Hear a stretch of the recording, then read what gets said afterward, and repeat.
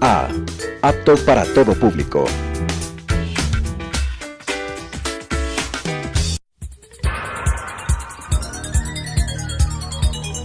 Las opiniones vertidas en este espacio por la producción y dirección del programa son de exclusiva responsabilidad de sus autores y de quienes intervienen en ellos. Inicio de semana, un frío inicio de semana. Buenos días, Verónica Larrea. ¿Qué tal, Juan Carlos? Buenos días, amigos de quienes nos ven y nos escuchan a través de Radio Sucesos y Telesucesos. El pico de placa rige hoy para los números terminados en 1 y 2. Las sugerencias y comentarios son bienvenidos. Los invitamos a seguir en nuestra cuenta de Twitter @Radio Sucesos EC y a escucharnos desde cualquier parte del mundo a través del portal web www.radiosucesos.fm. Agradecemos también a nuestros auspiciantes. Este espacio llega a ustedes gracias al gentil auspicio de Telefónica, Business Solutions, Gingibit, Diners Club con su app Diners. También gracias a NetLive, el único internet de ultra alta velocidad por fibra óptica que llega directo hasta tu hogar. Y gracias al municipio de Quito y sus guaguacentros, más de 9,000 niños y niñas son protegidos, educados y bien alimentados en el programa Guaguacentros de la Alcaldía de Quito. Juntos trabajamos para vivir mejor. A continuación, el editorial del día.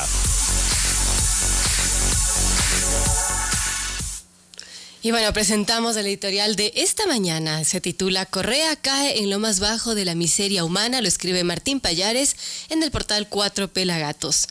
Rafael Correa necesitaba inventarse una excusa para no venir al Ecuador este 2 de julio, pero también una tesis para explicar las razones por las cuales su sucesor no le garantizó la impunidad que él y los suyos esperaban.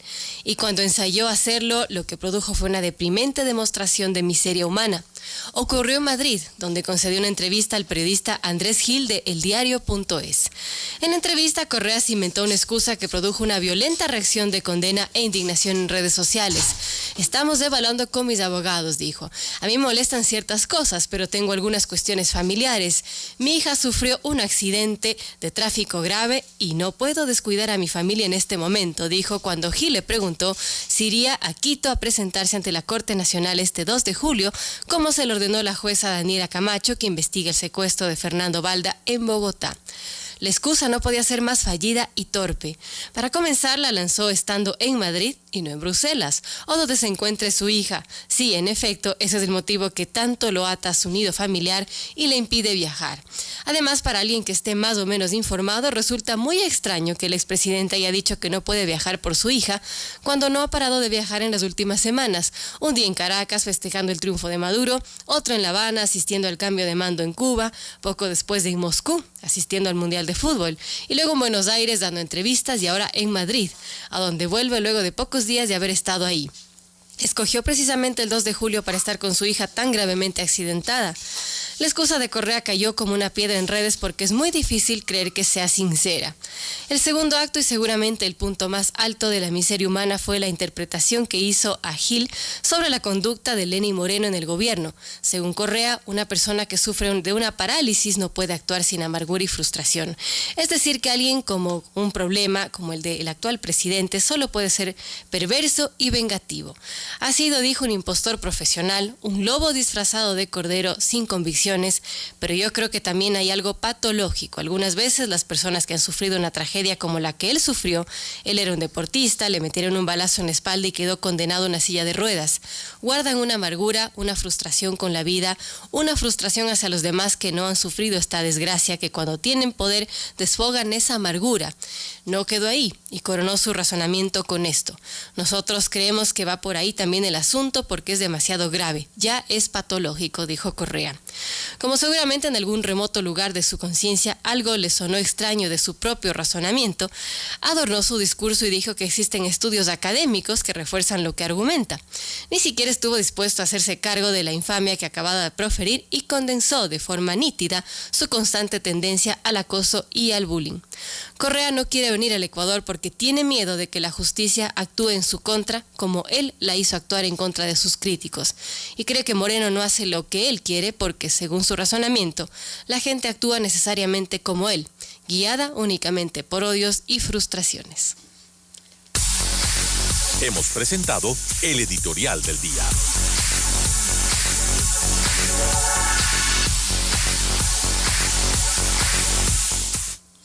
El expresidente ecuatoriano Rafael Correa debe comparecer hoy ante la Corte Nacional de Justicia en Quito como medida cautelar por su vinculación al caso del secuestro de Fernando Balda. Caso contrario, se convertiría en prófugo de la justicia.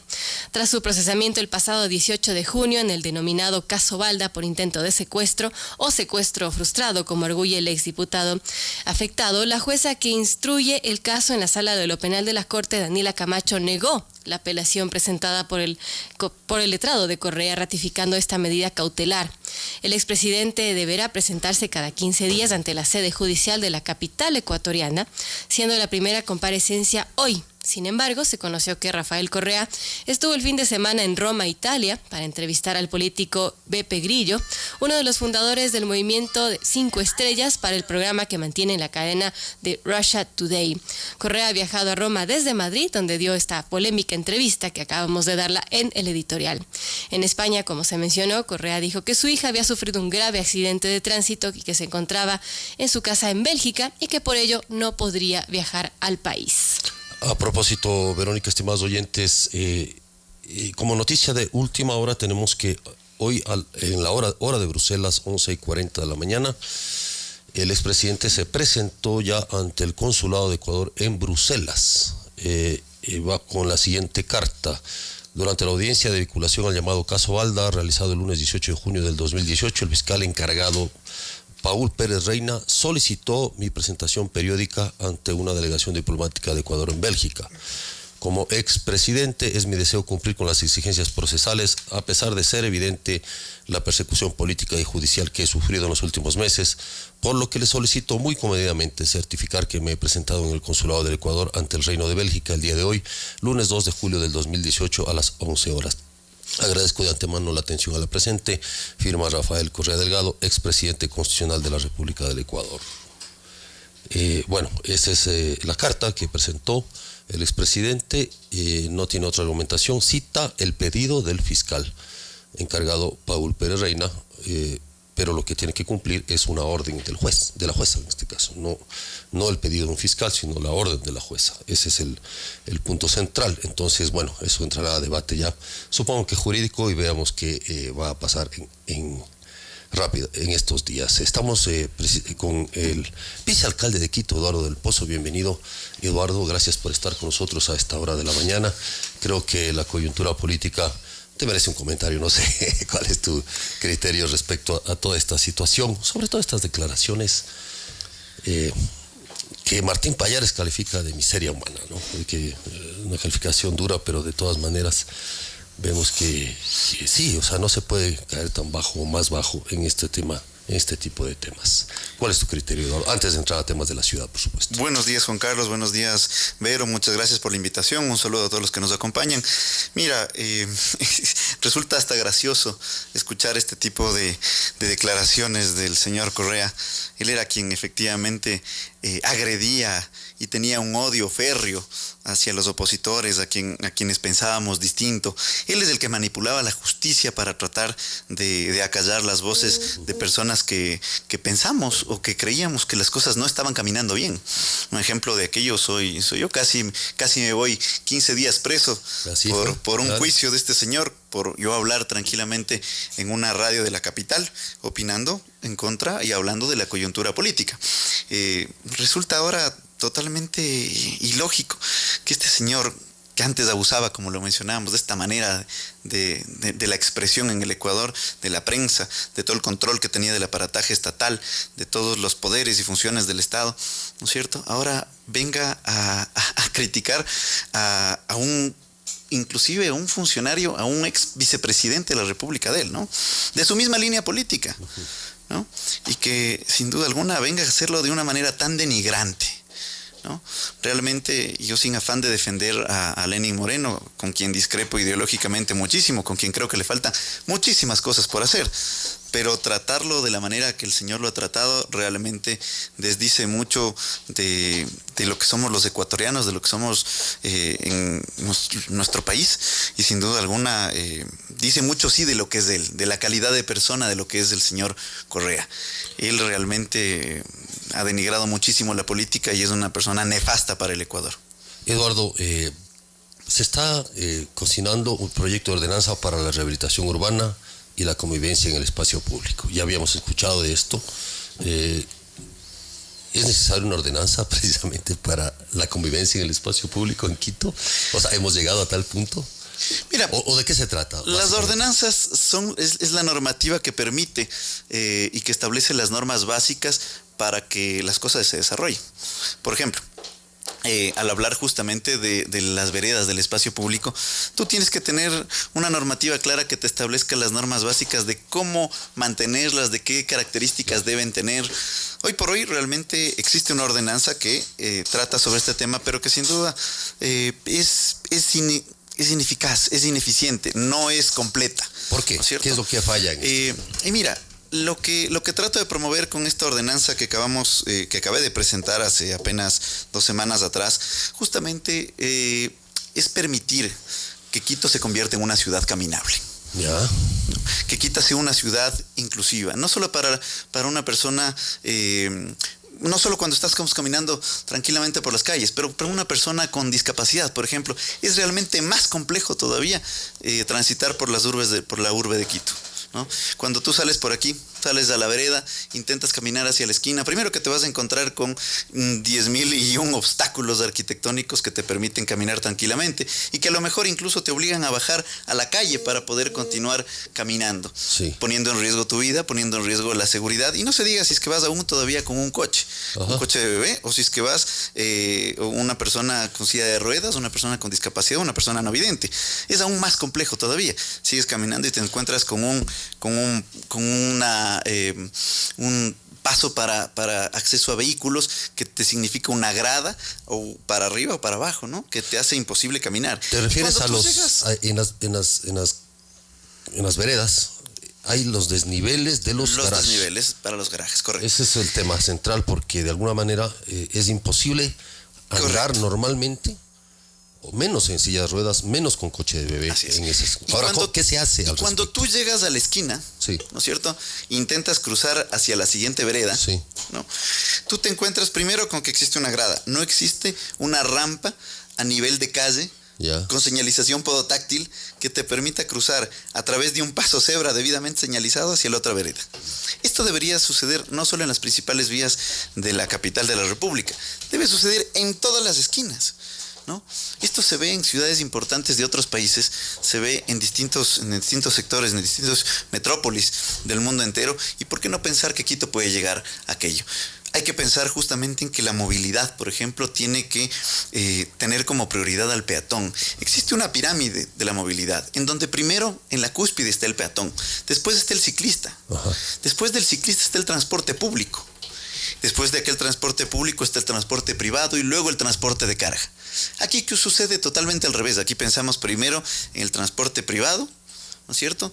Y después, al último, en el peatón, ¿no? Cuando el peatón es lo primero en lo que debemos pensar, porque quienes nos están escuchando en este momento desde sus vehículos, antes de subirse a su vehículo son peatones, ¿no? Y cuando llegamos a cualquier esquina, cuando intentamos caminar tranquilamente por las calles, lo primero que hacemos es tener pavor de cruzar una calle y regresar a ver a todos los lados, porque sabemos que tranquilamente puede venir un vehículo a altas velocidades y producir un accidente complejo. Ahora, entonces, ¿qué además de esto contiene esta nueva propuesta normativa que hace el... Entonces, ¿qué es lo que se propone? Es una iniciativa tuya. Sí, por supuesto. ¿Qué es lo que se propone? Construir a Quito en una ciudad caminable, que las veredas sean totalmente accesibles, eliminar las barreras arquitectónicas, las barreras que existen en las aceras y en las veredas, llegar a las esquinas y que existan cruces seguros, que tengan pasos, que tengan rampas, ¿no es cierto?, a nivel de calle en todas las esquinas, debidamente señalizadas con pasos cebras, que tengan piso podotáctil para las personas no videntes y que podamos cruzar de manera tranquila. Adicionalmente, hay que pensar en un Quito sostenible, en un Quito verde. ¿Y por qué no soñar también en un Quito urbanísticamente lleno de árboles hermosos? No sé si es que ustedes conocen el cholán, que por ejemplo es un árbol que tiene unas flores amarillas preciosas. O el arupo, rosado, ¿no es cierto? ¿Por qué no pensar en avenidas enteras o calles enteras repletas de estos árboles coloridos de un solo color como el Arupo, el Cholán, y obligar a que, por ejemplo, establecer como norma, que en todas las veredas tengamos como pensamiento, como norma ya en la ordenanza, la obligación de tener un arbolado nativo urbano de la capital de la República, ¿no es cierto?, de Quito, que permita disminuir la contaminación, dotar de sombra en estos soles caniculares que tenemos en la ciudad y que permitan que Quito sea cada día más caminable. Eso es lo que queremos. Ahora, ¿cuál es el camino para esta nueva ordenanza? ¿Se ha presentado como proyecto? ¿Cómo es el proceso? Está presentado. Iba a presentarlo ya en la comisión la semana pasada, no hubo cómo, llegó el vicepresidente de la República de los Estados Unidos y se suspendió algunas actividades en el municipio, pero esta semana ya vamos a hacer la presentación formal ante la Comisión de Espacio Público, será debidamente analizada, estamos promoviendo la participación de ciudadanos en la construcción de esta normativa, porque de hecho no solo es una reforma sencilla, de hecho requiere muchas ideas también de parte de los ciudadanos y está abierto adicionalmente la silla vacía, así que aprovecho la oportunidad para promover a que los ciudadanos que tengan interés en la construcción del espacio público de nuestra ciudad, de las calles, de algo que es nuestro, porque definitivamente el espacio público es de los quiteños, de nadie más que de nosotros, para disfrute de los peatones. Y invito, por supuesto, a que participen en la silla vacía. Esto se hace a través de la ordenanza, a través de la Secretaría General del municipio de Quito, donde uno puede tranquilamente decir, quiero participar en esta ordenanza, y bueno, pues empezar a construir. Y de aquí, yo espero que en aproximadamente un mes y medio esto pase al Consejo Metropolitano y se convierta ya en una ordenanza metropolitana. Y empezar desde aquí a soñar en un Quito más caminable. Porque la ordenanza no es que va a hacer que las cosas cambien de manera inmediata. Las aceras no se van a construir solas, pero ya con la normativa, evidentemente quienes se dediquen a la construcción, los dueños de los predios van a reformar poco a poco sus veredas, o cuando el mismo municipio intervenga en espacios públicos a recuperar las aceras, tiene que hacerlo ahora sí pensando en el peatón, pensando en que definitivamente la ciudad tiene que girar en torno a las personas, no a los vehículos, no a otras formas de movilidad, tenemos que pensar en nosotros mismos, en los ciudadanos que antes de estar en un vehículo privado, antes de subirnos al transporte público, somos peatones. Y ahora sobre esta iniciativa que tienes, ¿cómo ha sido la acogida? ¿La gente está de acuerdo en hacerlo por ordenanza o no crees que eso debe hacerlo ya el municipio de por sí, de cuidar la ciudad y tener este tipo de espacios? Mira, existe una ordenanza que justamente trata el mantenimiento de las aceras. Esta ordenanza ha sido insuficiente, por eso es que justamente lo que promovemos. ¿Por qué ha sido insuficiente? Porque realmente no tiene las características de las que les estamos hablando, de las aceras, de los cruces seguros, por ejemplo, de las características que tienen que tener, de tener rampas a nivel de calle con piso podotáctil, como por ejemplo, para que puedan los ciudadanos con personas no videntes o personas con discapacidad cruzar tranquilamente por las calles de la ciudad. No se establece, no existía una obligación, por ejemplo, a que exista un análisis de los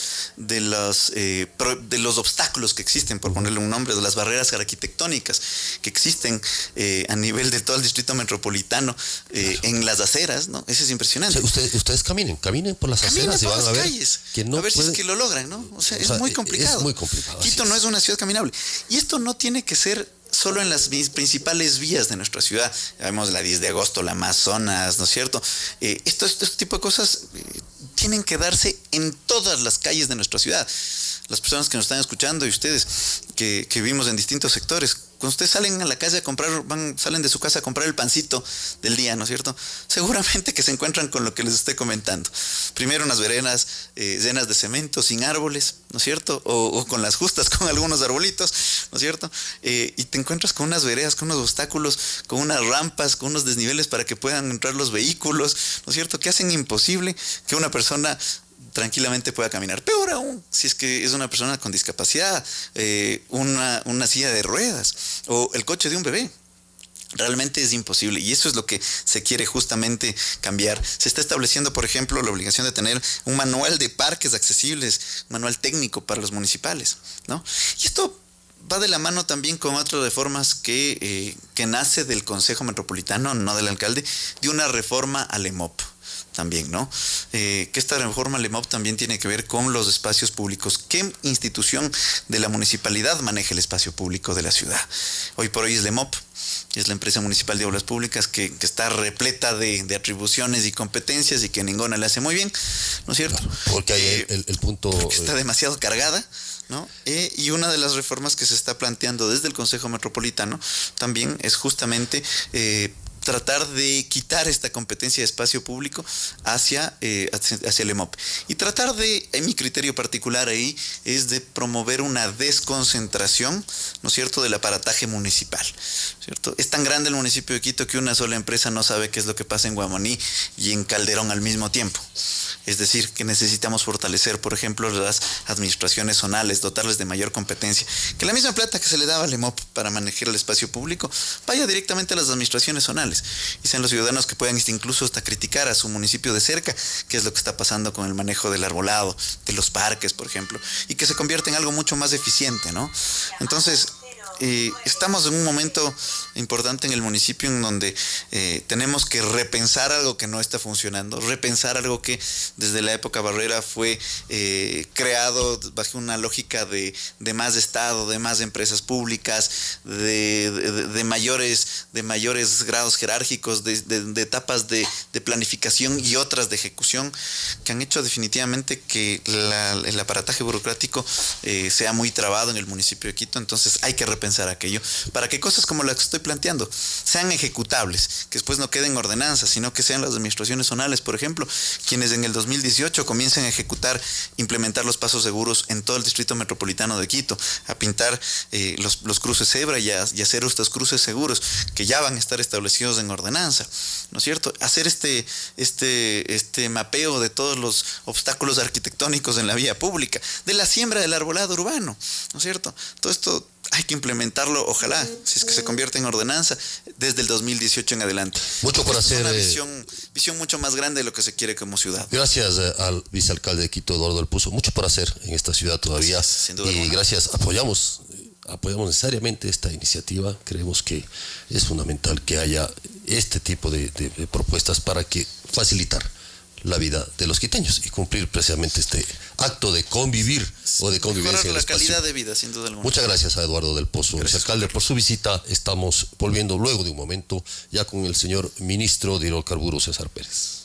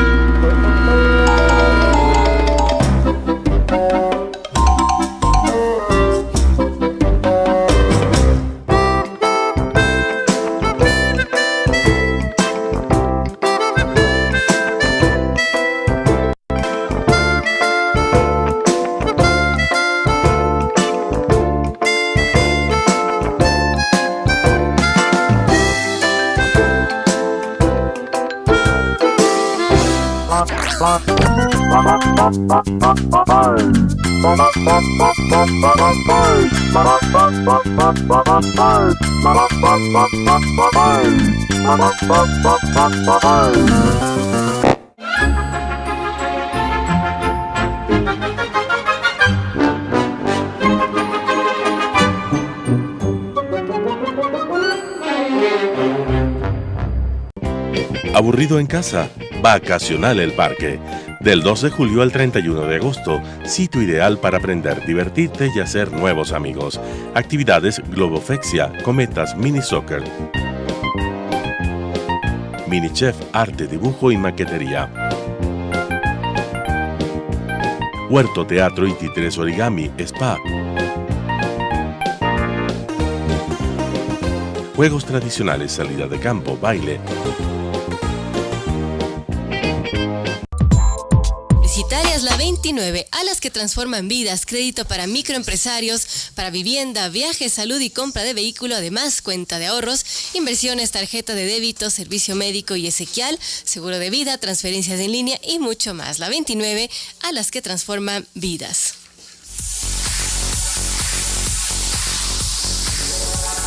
Gingivit enjuague bucal es el complemento ideal de la pasta dental para prevenir y eliminar el sangrado de las encías. Gingivit enjuague bucal deja tu aliento con un fresco sabor a menta. Recuerda, si ya usas la pasta dental, complementa el cepillado con enjuague bucal Gingivit. Juntos vencerán el sangrado de las encías. Y con tu app Diners Club estamos contigo. Es hora de vivir tus experiencias sin pausas. Accede de forma fácil y rápida a consultas de transacciones y detalle de movimientos de tus tarjetas y mucho más. App Diners Club, estamos contigo.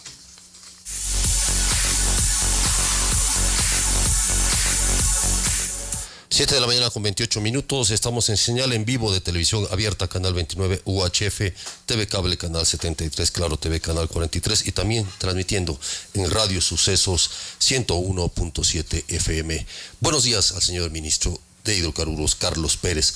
Buenos Le días. ofrezco una disculpa porque dije César Pérez, estaba pensando justo en el director del diario El Universo, en estos líos de Correa.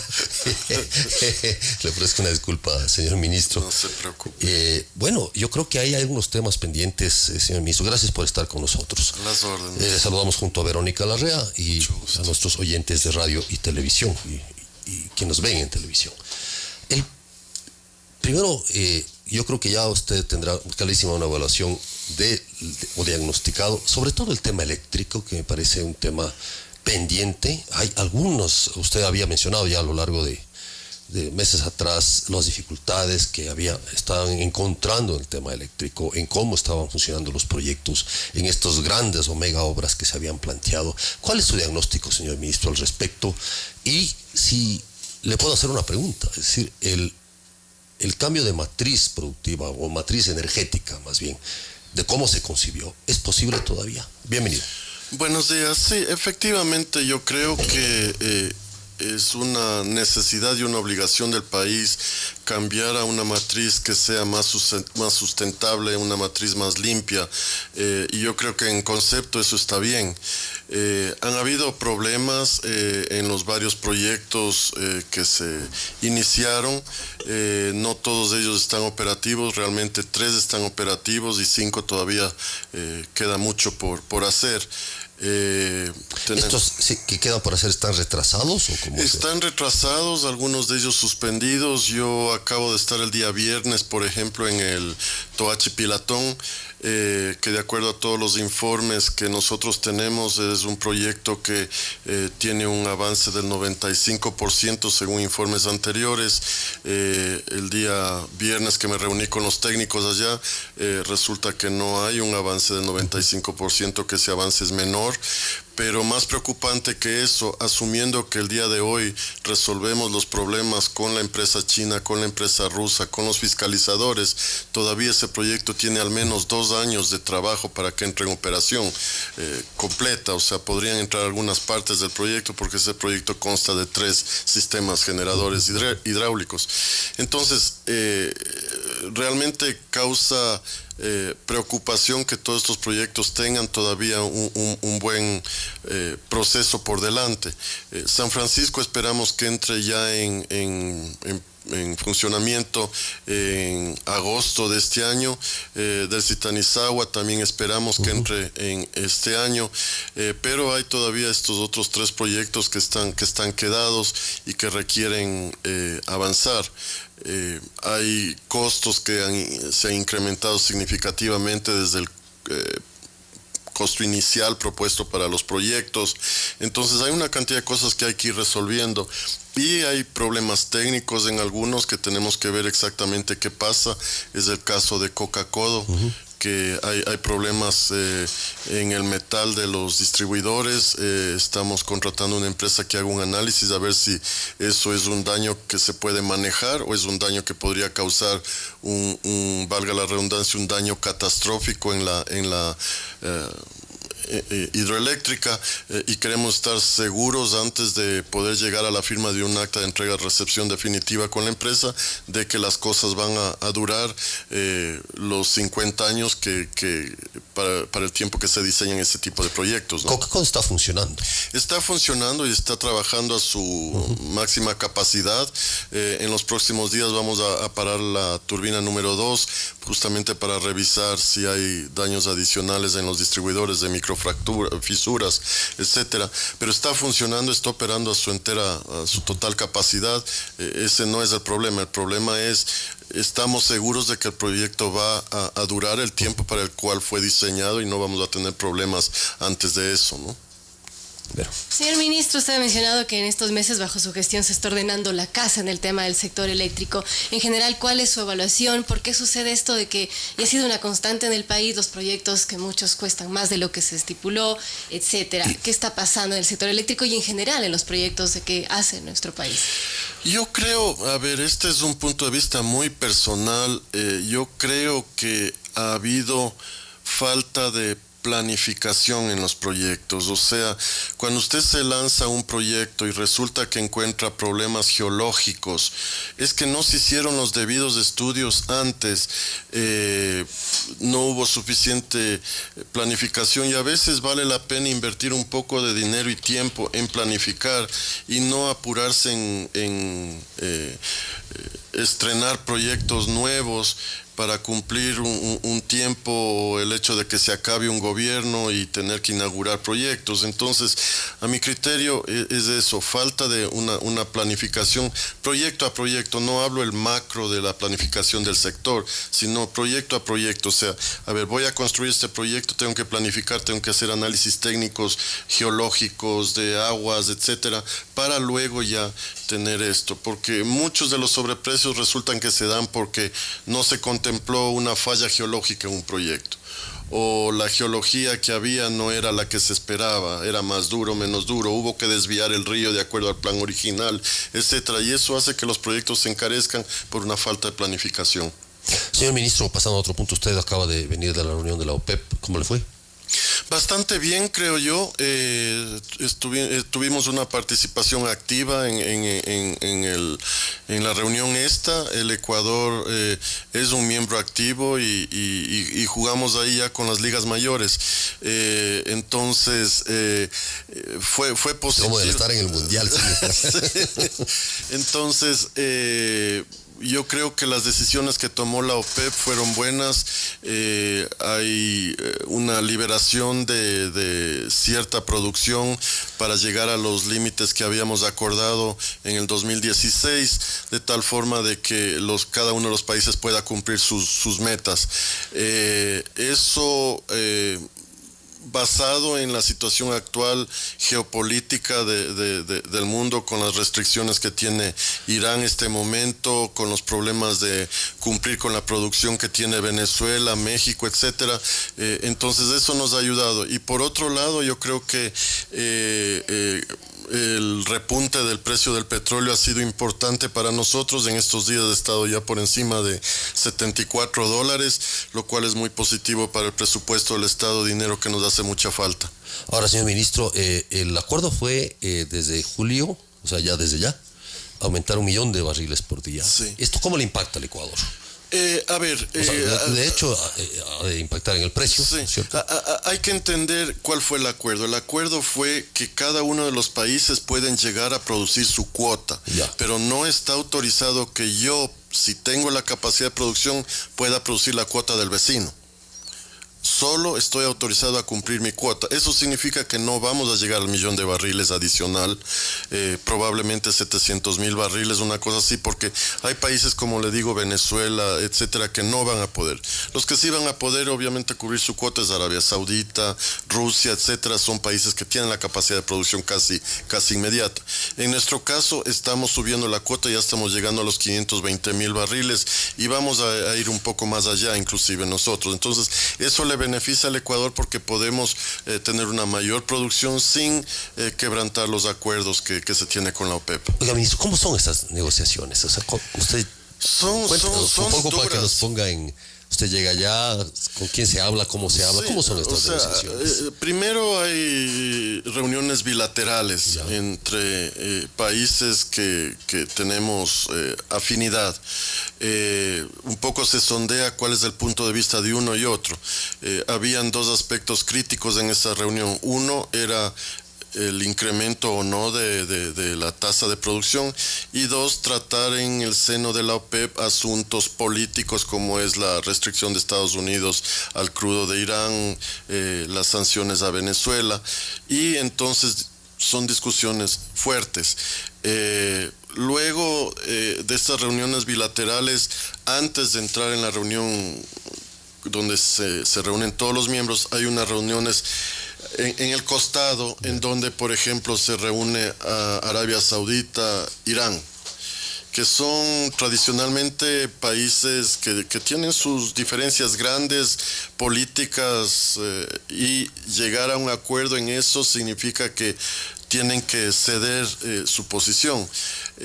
Pero normalmente la mayoría es la que manda ahí, y lo que sí buscamos es que salgan las decisiones a través de un consenso general y que no haya países que se abstengan. Y eso es lo que hemos conseguido, o sea, en el caso de Irán y Venezuela, obviamente ellos dejan sentada su posición, pero se adhieren a la decisión de la OPEP. Sí, ministro, ahora que el Ecuador busca aumentar su producción, ¿cuál es la situación del campo petrolero ITT? ITT, continuamos trabajando ahí. Ya en ITT estamos produciendo por encima de los 60.000 barriles. El plan es llegar encima de los 80.000 barriles hacia fin de año. Ahí estamos trabajando con el Ministerio de Ambiente porque necesitamos unos pozos de inyección de agua para no transportar el agua por el oleoducto, porque eso nos quita capacidad y tenemos que inyectar el agua al subsuelo ahí en el propio ITT. Cuando tengamos eso, nosotros tenemos la capacidad ya de incrementar la producción, y hemos trabajado muy de la mano con Ambiente para que nos autorice esto. Seguimos perforando, estamos con 4 taladros, 2 en Tiputini y 2 en Tambococha, y seguimos perforando los pozos para incrementar la producción.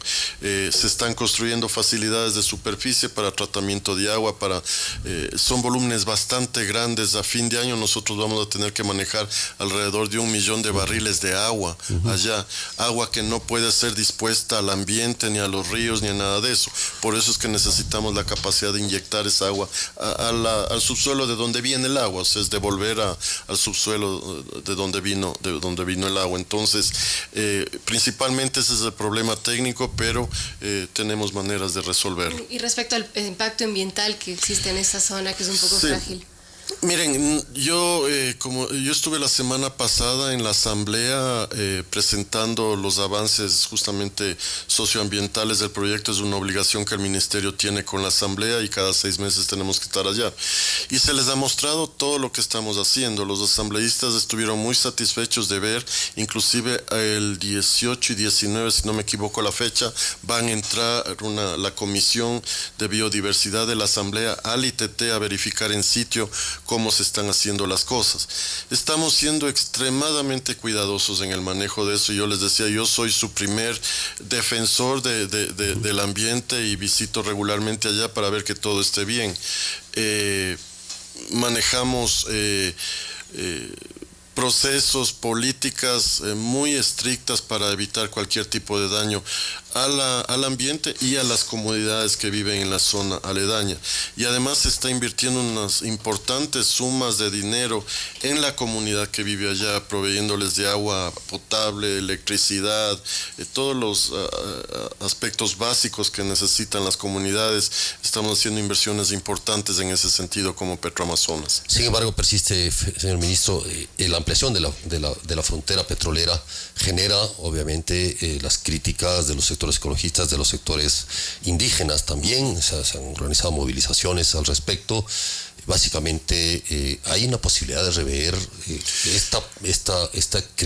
este crecimiento de la frontera petrolera. Nosotros, en base a la pregunta 7 de la consulta, nos hemos comprometido en incrementar más de 50,000 hectáreas la frontera, el Parque Nacional de Zona Intangible.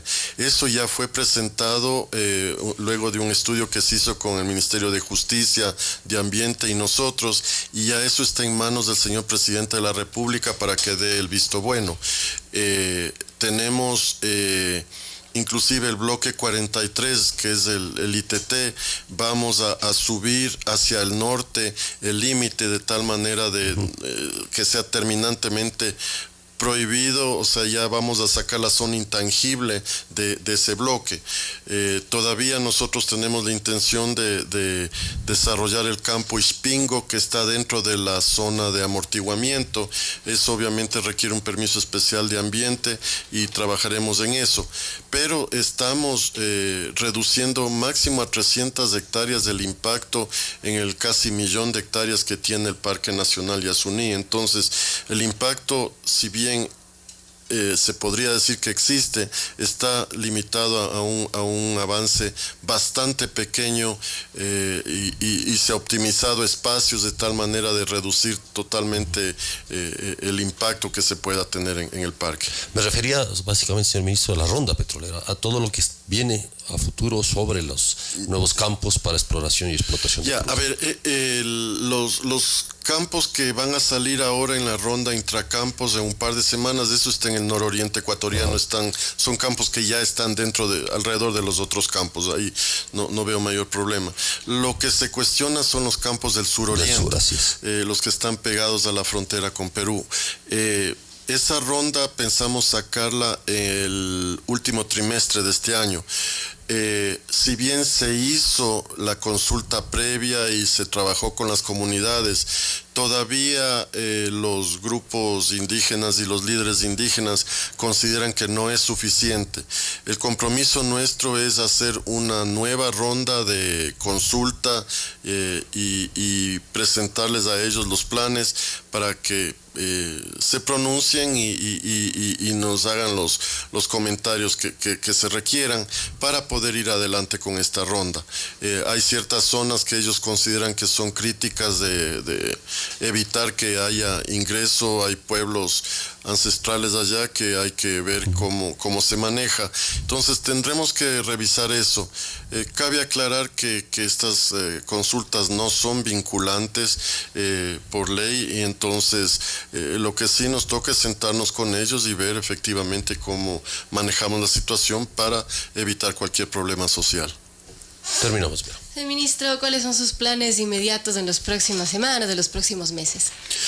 A ver, yo tengo ahora 3 carteras complicadas con minería, electricidad y con hidrocarburos. Entonces, hidrocarburos un poco yo creo que hemos comentado. Tenemos esta licitación que sale en las próximas semanas. Va a salir la licitación de refinería de Manabí, algo más de el terminal Monteverde, etcétera. En minería tenemos que resolver los problemas de Río Blanco, que hoy por hoy está parado ese proyecto. Tenemos que trabajar con Mirador, que el Ministerio de Ambiente ha hecho unas observaciones y tenemos suspendido ese proyecto por decisión nuestra. No es una decisión comunitaria ni nada, sino estamos exigiendo a la empresa que cumplan. Hay proyectos buenos como Fruta del Norte que están avanzando con respecto a las comunidades, a la parte ambiental y se está haciendo un buen trabajo.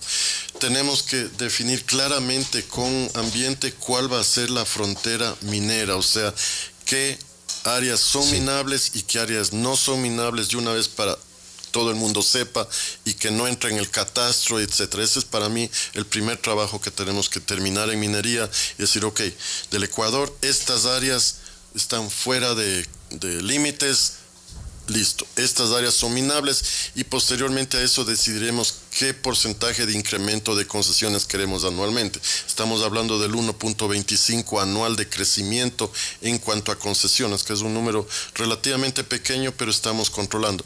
Sí queremos promover la inversión de las empresas que ya tienen concesiones, sobre todo hay 5 grandes proyectos que queremos invertir. En electricidad, este momento mi reto es poner a funcionar los proyectos que están parados.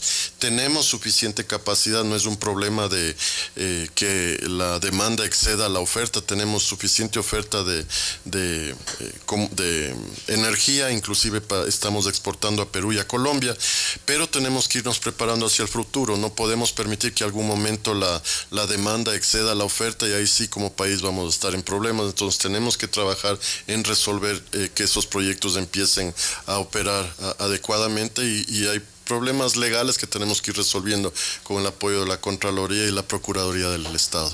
Mucho trabajo, señor ministro. Bastante trabajo. Gracias por estar con nosotros, señor ministro. Muy amable, a esta hora de la mañana. a ha sido el señor ministro de Hidrocarburos, Carlos Pérez. Como siempre, bienvenido. Esta es su casa. Muy Le deseamos amable. un lindo inicio de semana. Muchas gracias. Volvemos luego del corte.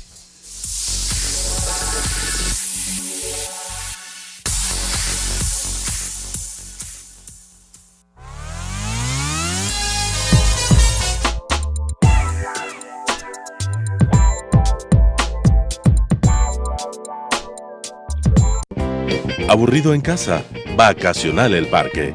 Del 2 de julio al 31 de agosto, sitio ideal para aprender, divertirte y hacer nuevos amigos. Actividades Globofexia, Cometas, Mini Soccer, Mini Chef, Arte, Dibujo y Maquetería. Huerto, Teatro y Títeres Origami, Spa. Juegos tradicionales, salida de campo, baile. Artesanía y cerámica. Caritas pintadas, expresión corporal. Mini reporteros. Edad, actividades dirigidas a niños de entre 1 y 6 años. Horario de 9:30 a 13 horas, incluye snack. De 9 a 14 horas, incluye snack y almuerzo. Separa ya tu cupo y obtén descuentos especiales. Estamos ubicados en la Vaquerizo Moreno E750 entre Diego de Almagro y Reina Victoria, frente al Parque Gabriela Mistral. Informes al 2568-683, 2548-037, 2523-323 o al 0997-372-081. Más información en www.elparquecentroeducativo.com.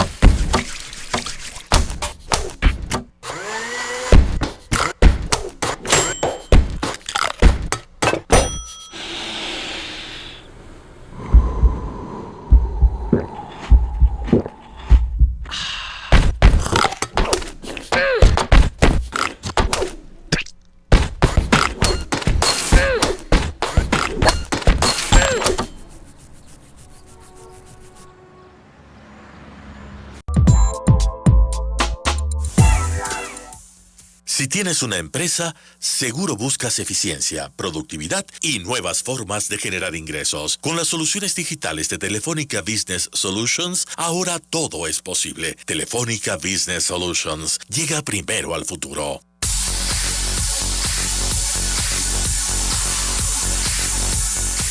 Estamos de regreso y yo quiero recordarles del empleo joven. Con el programa Empleo Joven de la Alcaldía de Quito son más de 26,000 jóvenes entre 18 y 25 años los que cuentan con su primer empleo y la posibilidad de cumplir sus sueños. Juntos trabajamos para vivir mejor, un mensaje de la Alcaldía de Quito.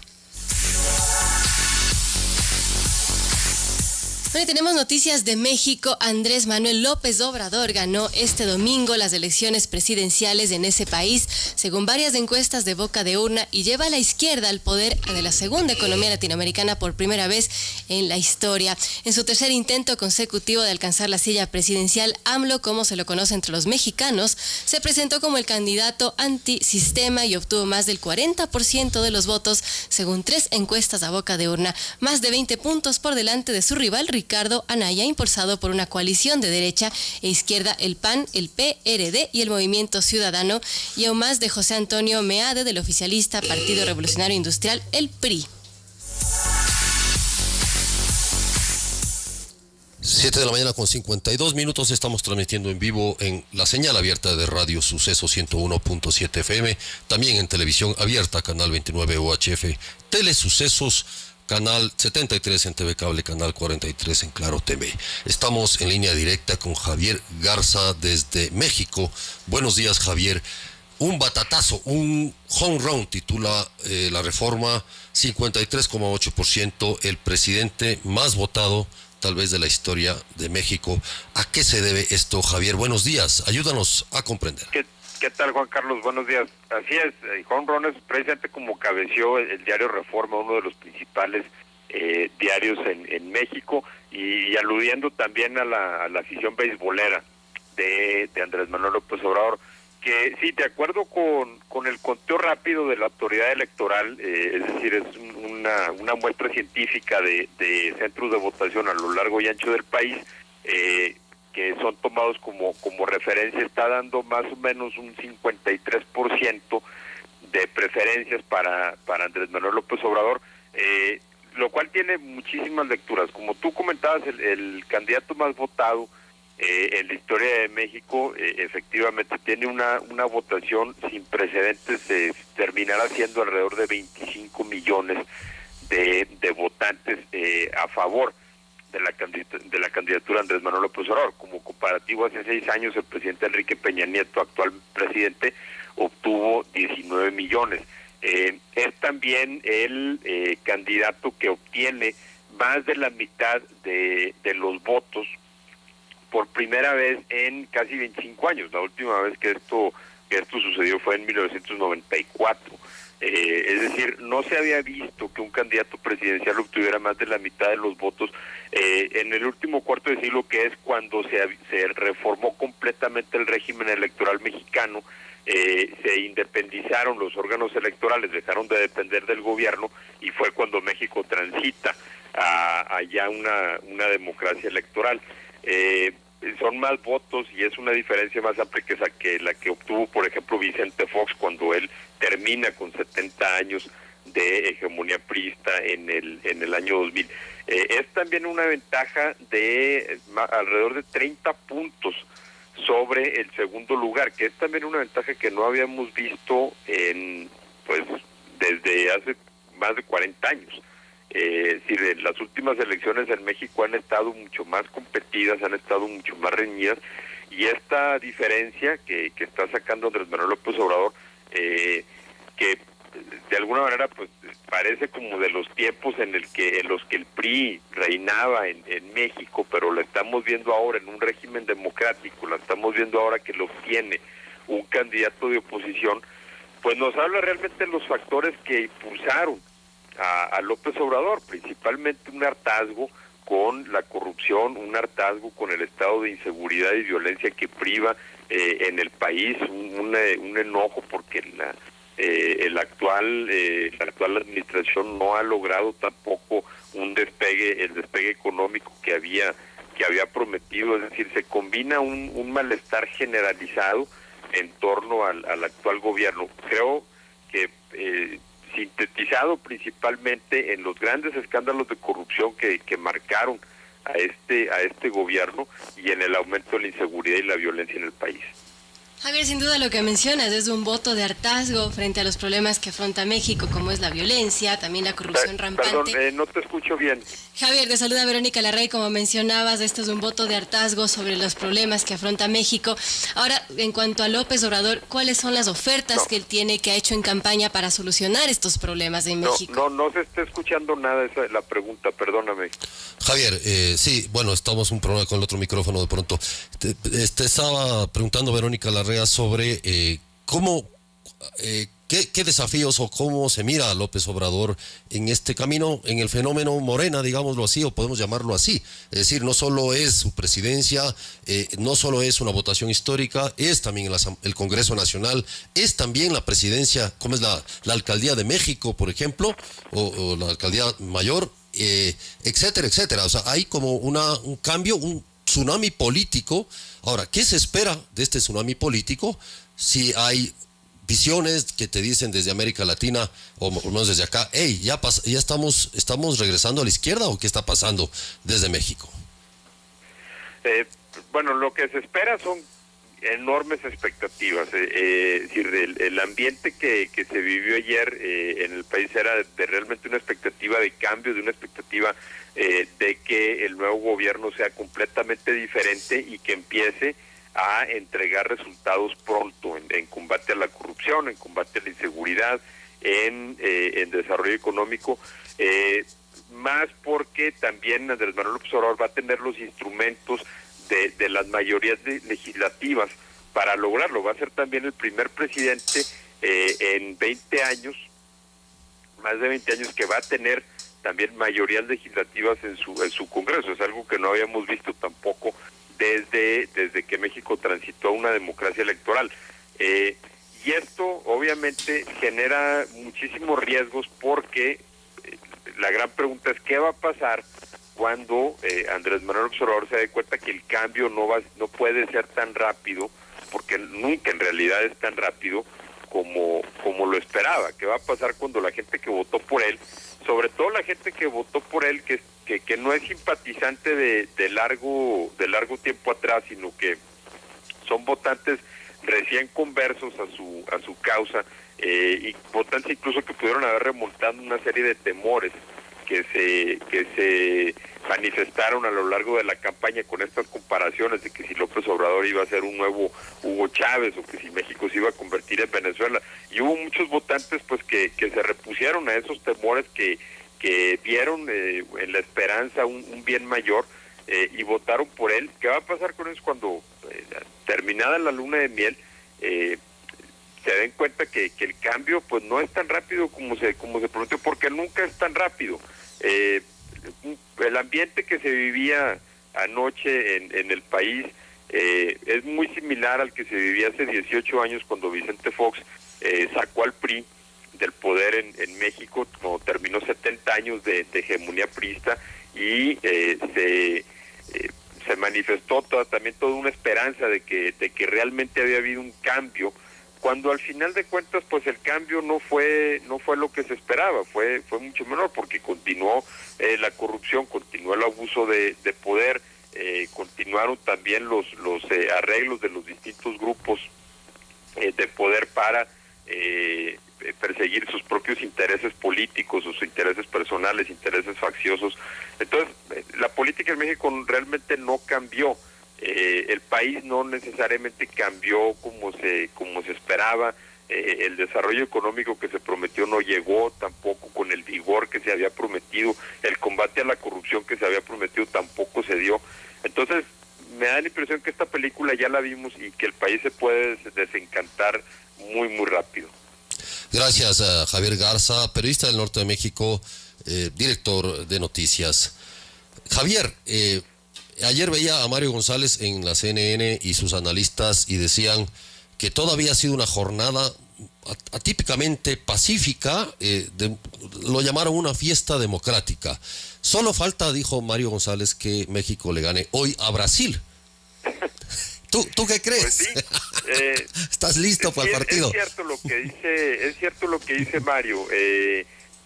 La verdad es que nadie esperaba que fuera, por un lado, una jornada con tanta tranquilidad. No hubo incidentes mayores, pues digo, hubo incidentes, obviamente hubo algunos focos de violencia, pero por ejemplo, en donde el principal problema en las elecciones siempre era que grupos políticos no dejaban instalar centros de votación o no dejaban instalar casillas. Ayer se reportaba que en una elección en donde hubo más de 140,000 centros de votación, solamente no se instalaron 4. Me parece un avance de lo más notable, que fue también conducido con muchísima civilidad.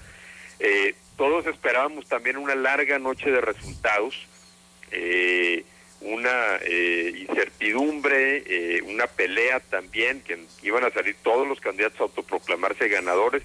La verdad es que desde que salieron las encuestas de salida que encargaron varios medios de comunicación anoche a las 8 de la noche, la ventaja de López Obrador era tan amplia que los dos candidatos que perdieron, el candidato del PAN y el candidato del PRI, no tuvieron más remedio que salir a reconocerlo 3 horas antes de que la autoridad electoral diera sus propias estimaciones, lo cual tampoco nunca había pasado.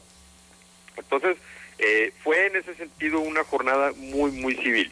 Y sí, efectivamente, a mucha gente le dio, digamos, esperanzas renovadas de que México le pudiera ganar a Brasil. Eso lo estaremos viendo en más o menos una hora. Muchas gracias a Javier. Finalmente, López Obrador es un nuevo Chávez. ¿México va a ir a Venezuela? No lo creo, Juan Carlos, no lo creo.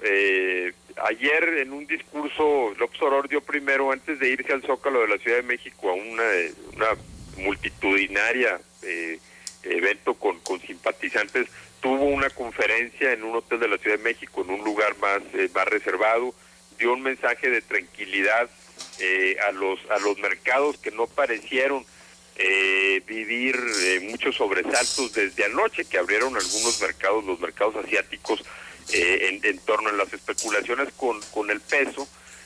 No pareció tampoco que hubiera habido mayores sobresaltos. Entonces, esos temores no estaban. A pesar de que tendrá una mayoría legislativa, no tendrá mayorías absolutas como para cambiar la Constitución a capricho o a placer. Es un contrapeso importante, hay otros contrapesos importantes. Tiene un equipo de trabajo en donde hay mucha gente que no es, digamos, ideológicamente tan dura como lo pudieran tener algunos otros mandatarios latinoamericanos. Se ha mostrado López Obrador en ocasiones anteriores conciliador, se ha mostrado que sabe negociar, se ha mostrado pragmático. Sí hay un temor de que no sea un Chávez en lo económico, pero sí se empiecen a generar condiciones políticas que permitan lo que fue, por ejemplo, el chavismo en Venezuela, que es que se empiece a acotar la libertad de expresión. Ese es un temor muy, muy importante que existe, porque vamos, en Venezuela sabemos que muchísimo antes que se hubiera acabado el alimento y que se hubiera acabado las medicinas y que se hubieran hundido en esta crisis, se acabó la libertad de expresión. Entonces sí hay unos temores de que pudiera haber tentaciones autoritarias en ese sentido, de acotar libertad de expresión, libertad de asociación, de acotar a los medios de comunicación, a lo mejor con leyes similares a la que tienen allá en Ecuador. Es difícil anticiparlo, pero por lo menos estamos muy alertas de que esos temores allí están y de que eso es algo que pudiera suceder. Muchas gracias a Javier Garza, periodista, y también su expresión final lo hacía como miembro del staff de la Asociación Mundial de Periódicos WAN. Gracias, Javier, por atendernos. Te deseamos mucha suerte en el partido de hoy. ¿no? Y bueno, también para México estaremos pendientes de que... Muchas gracias, Juan Carlos, un abrazo para ustedes por allá. Muchas gracias, Javier, un abrazo. Gracias. Ha sido desde México Javier Garza, periodista mexicano, director de noticias y también miembro del staff ejecutivo de la Asociación Mundial de Diarios. Volvemos luego de un momento.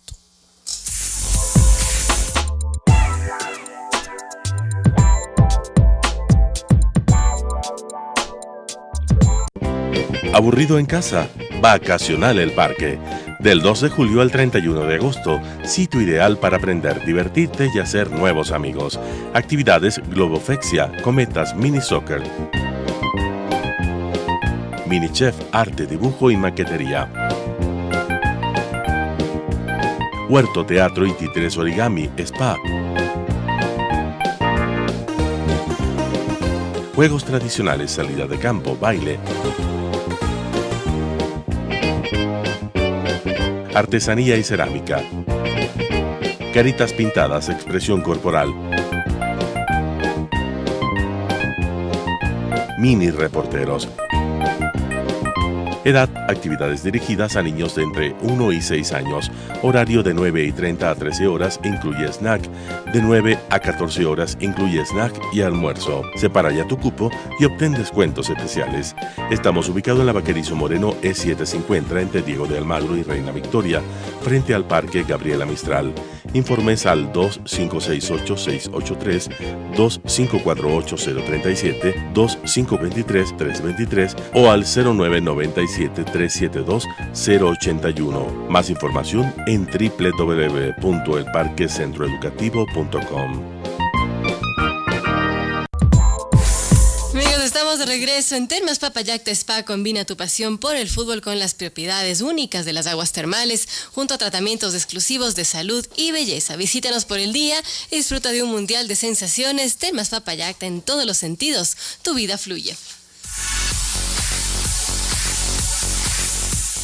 Y con tu app Diners Club estamos contigo. Es hora de vivir tus experiencias sin pausa. Accede de forma fácil y rápida a consultas de transacciones y detalle de movimientos de tus tarjetas y mucho más en la app Diners Club. Estamos contigo. Y vamos con noticias de un tema preocupante. El secuestro de una niña de 12 años mantiene alertos y conmovidos a moradores de la parroquia Sevilla en el cantón Cascales, en Sucumbíos. Esto lo informa Diario El Universo. Han pasado ya 20 días sin rastro de una estudiante que fue raptada por hombres con atuendo militar el pasado 12 de junio, mientras recibía clases en la escuela Carlos Chávez en el recinto El Diamante en ese sector. Así lo ha señalado el gobernador de Sucumbíos, Robert Gallegos. Agregó que ese día esas dos personas utilizaron atuendos de camuflaje y con amenazas de disparar con una pistola, incursionaron en la escuela armados, amenazaron a la profesora y se llevaron por la fuerza a la menor de edad. Este caso ha generado conmoción y zozobra entre los niños de la escuela y en la comunidad. La familia de la menor entró en desesperación.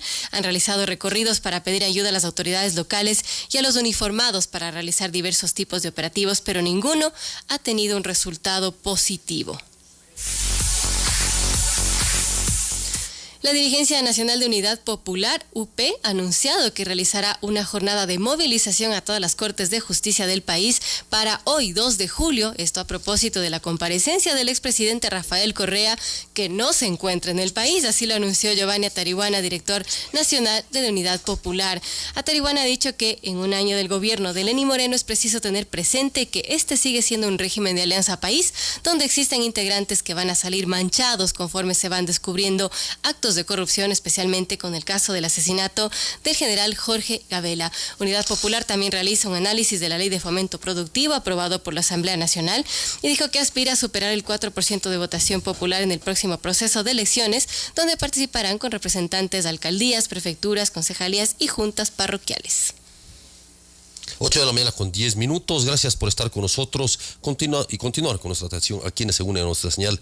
Les informamos también que estamos transmitiendo en Canal 29 UHF Televisión Abierta, en Telesucesos, en TV Cable, Canal 73, Claro TV, Canal 43. Respecto a la noticia de la niña secuestrada, precisamente llaman dos cosas la atención. Uno, obviamente, el acto brutal del secuestro, sobre esta acción. Segundo, es el silencio que se da sobre este tema, que si no es denunciado por Milton Luna, el experto en temas educativos, y columnista del diario El Comercio, en su columna del diario El Comercio lo denuncia, nadie iba a conocer esta historia. O sea, entonces empiezan a generarse las reacciones sobre el tema y las respuestas de las autoridades. También el ministro de Educación, Fander Falconía, ha ofrecido tener un pronunciamiento pronto sobre este tema. Obviamente él ha dicho que estaban al tanto de esto, pero...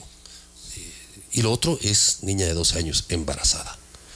Ese es el otro tema que claro, llama muchísimo la atención, pero es parte de la realidad que viven las niñas ecuatorianas. Gracias a Giovanni Atareguera por estar aquí, bienvenido, buenos días. Hemos tenido una jornada bastante agitada y gracias por esperarnos, Giovanni. Bien, ¿a qué consiste esta jornada? ¿No se trata de una presión a las Cortes? Buenos días. Muy buenos días, Juan Carlos, un saludo al pueblo ecuatoriano. Bueno, Unidad Popular ha convocado este 2 de julio una jornada contra la corrupción.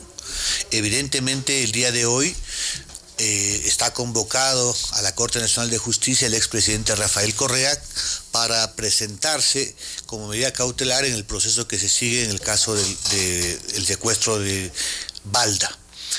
Ha sido anunciado públicamente que él no viene. Ya no vino. Acaba de presentarse muy a su usanza en el consulario de Bélgica. Cree que él puede irse por sobre las leyes. Y en función de aquello, nosotros vamos a estar en al menos 10 ciudades, en las Cortes Provinciales de Justicia, y en el caso de Quito, en la Corte Nacional de Justicia, a las 16 horas, para plantear la posición que tiene el pueblo ecuatoriano exigiendo justicia en este caso y en al menos 5 casos de corrupción que involucran al expresidente de la República. Me refiero al caso de Petrochina, de Petroecuador, al tráfico de influencia en la justicia y por supuesto al manejo doloso de la deuda externa. Para no hablar también del tema de Odebrecht, donde sin duda alguna el expresidente tiene que ser vinculado.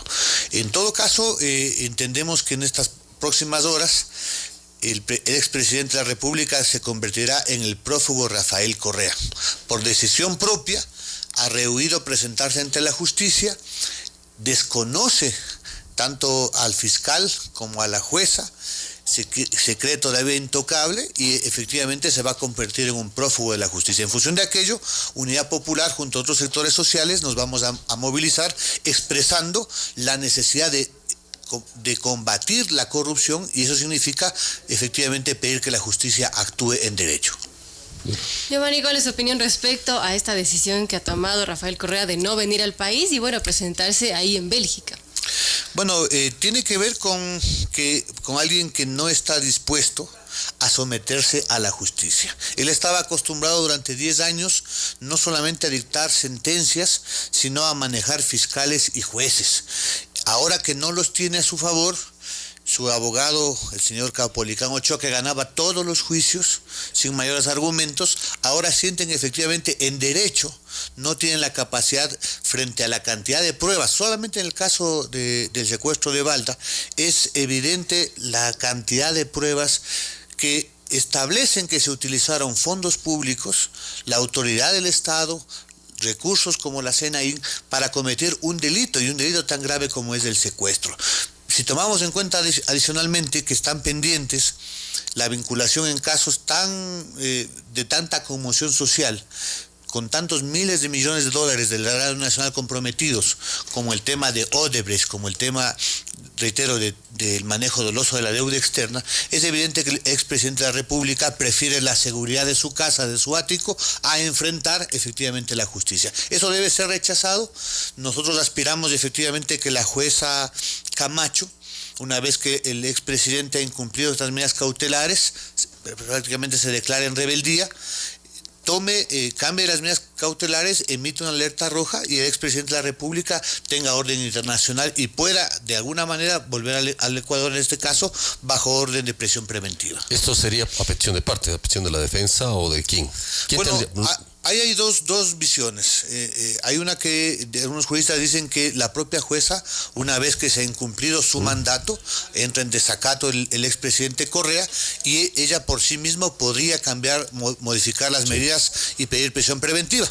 De todas maneras, ha anunciado la defensa de Balda que ha pedido ya audiencia para que el día de mañana, a propósito de una audiencia que también pide Ochoa, efectivamente, para que la jueza tome una decisión al respecto. En todo caso, lo importante aquí es que tenemos un expresidente que cuando tenía todo el poder era muy valiente, era muy expresivo y efectivamente llamaba a todos los perseguidos, ahí sí políticos, a que se presenten, que no huyan, etcétera.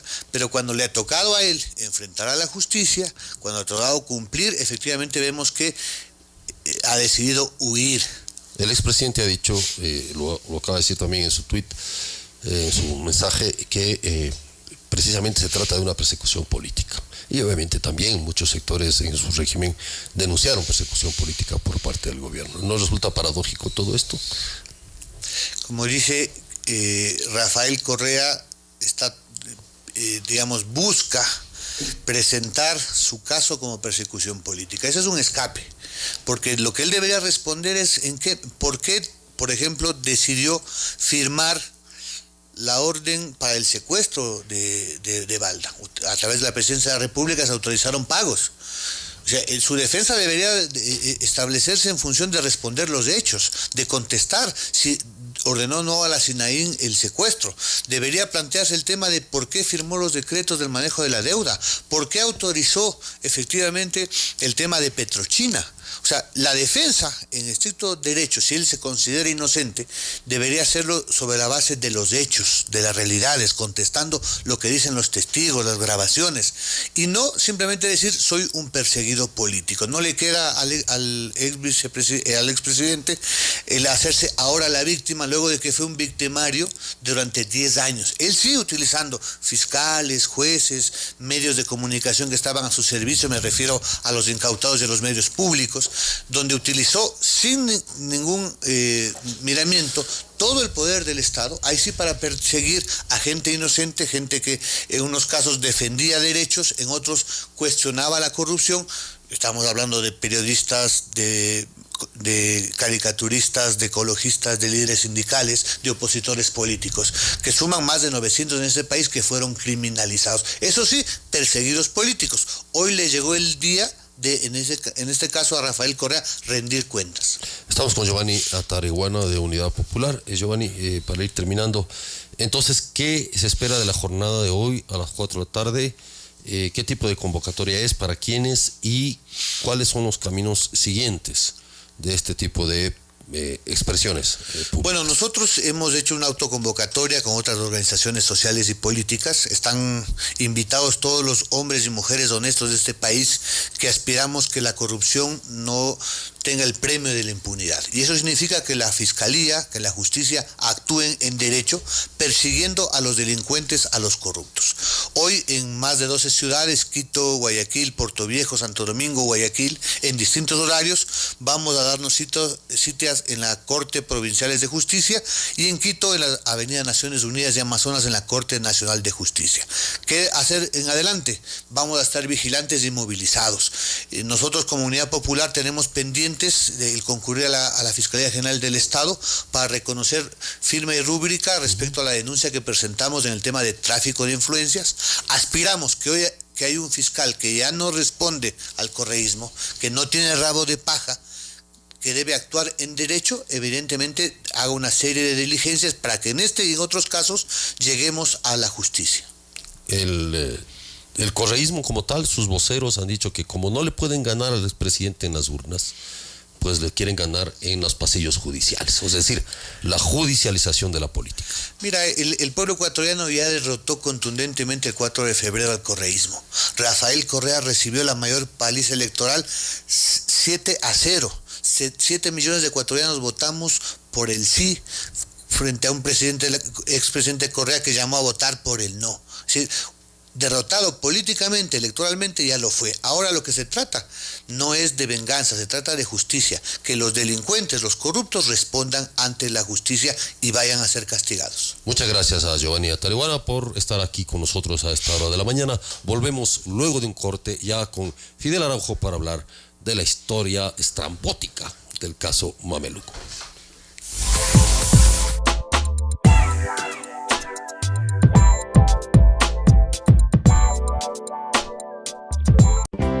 ¿Aburrido en casa? Vacacional El Parque. Del 2 de julio al 31 de agosto, sitio ideal para aprender, divertirte y hacer nuevos amigos. Actividades Globofexia, Cometas, Mini Soccer, Mini Chef, arte, dibujo y maquetería. Huerto, teatro y títeres origami, spa. Juegos tradicionales, salida de campo, baile. Artesanía y cerámica. Caritas pintadas, expresión corporal. Mini reporteros. Edad, actividades dirigidas a niños de entre 1 y 6 años. Horario de 9:30 a 13 horas, incluye snack. De 9 a 14 horas, incluye snack y almuerzo. Separa ya tu cupo y obtén descuentos especiales. Estamos ubicados en la Vaquerizo Moreno E750 entre Diego de Almagro y Reina Victoria, frente al Parque Gabriela Mistral. Informes al 2568-683, 2548-037, 2523-323 o al 0997-372-081. Más información en www.elparquecentroeducativo.com. Dave, habla tu jefe. Me debes un turno, es sábado. Dave, me prometiste una cita. Soy tu mamá, nos debes una visita. Dave, me debes 1000. Dave, no me has pagado. Señor Sim, solo quería recordarle que usted me debe 3. Señor Sim, ya no lo siga aplazando. Necesito ese dinero. ¡Hey, págame!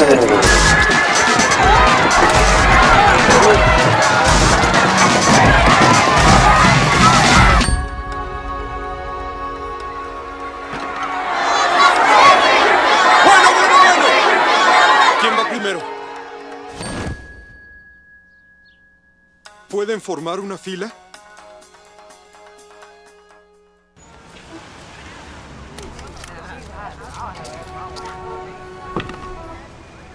Mira este niño.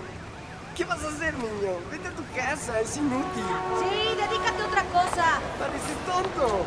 Déjalo.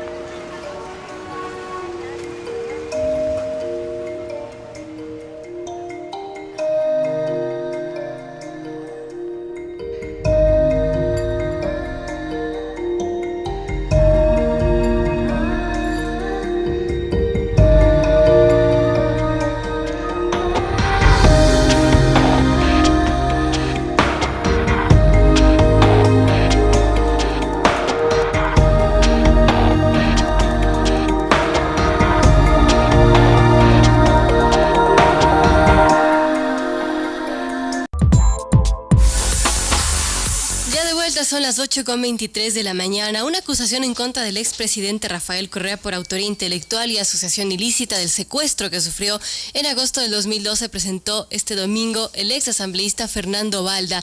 Y lo dijo así: habría sido él, en caso de demostrarse en audiencia de juicio, quien ordenó la infracción valiéndose de la estructura del Estado y la organización de inteligencia policial de la misma, incluso permitiendo el uso de recursos ilimitados para ello, señala el texto de la denuncia que presentó Balda este fin de semana. Esta denuncia se presenta en la misma víspera de la fecha fijada por la Corte Nacional de Justicia, que ordenó a Correa presentarse cada 15 días en calidad de vinculado a las investigaciones sobre este caso.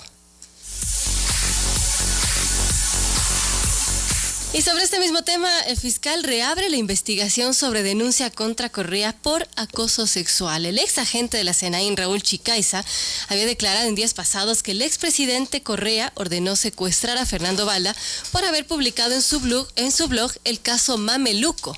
¿De qué se trata este caso? Dicho caso tenía denuncias contra la honra y pudor del exmandatario y presuntamente fue la causa por la que se habría dispuesto que se lo traiga como de lugar al político Fernando Balda.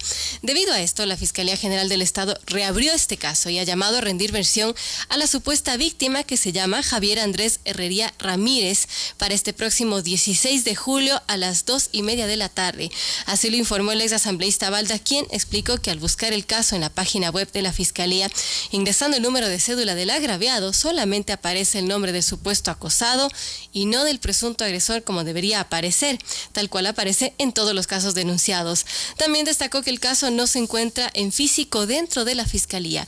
Balda ha recordado que esta información la obtuvo por medio del ex asambleísta Galo Lara, quien en este momento está cumpliendo prisión por presunto asesinato. En el supuesto caso se señala al ex presidente Rafael Correa como el agresor del joven dentro del Palacio Presidencial, por lo que en el momento de la denuncia el ex legislador Lara pidió al ex mandatario aclarar esta situación.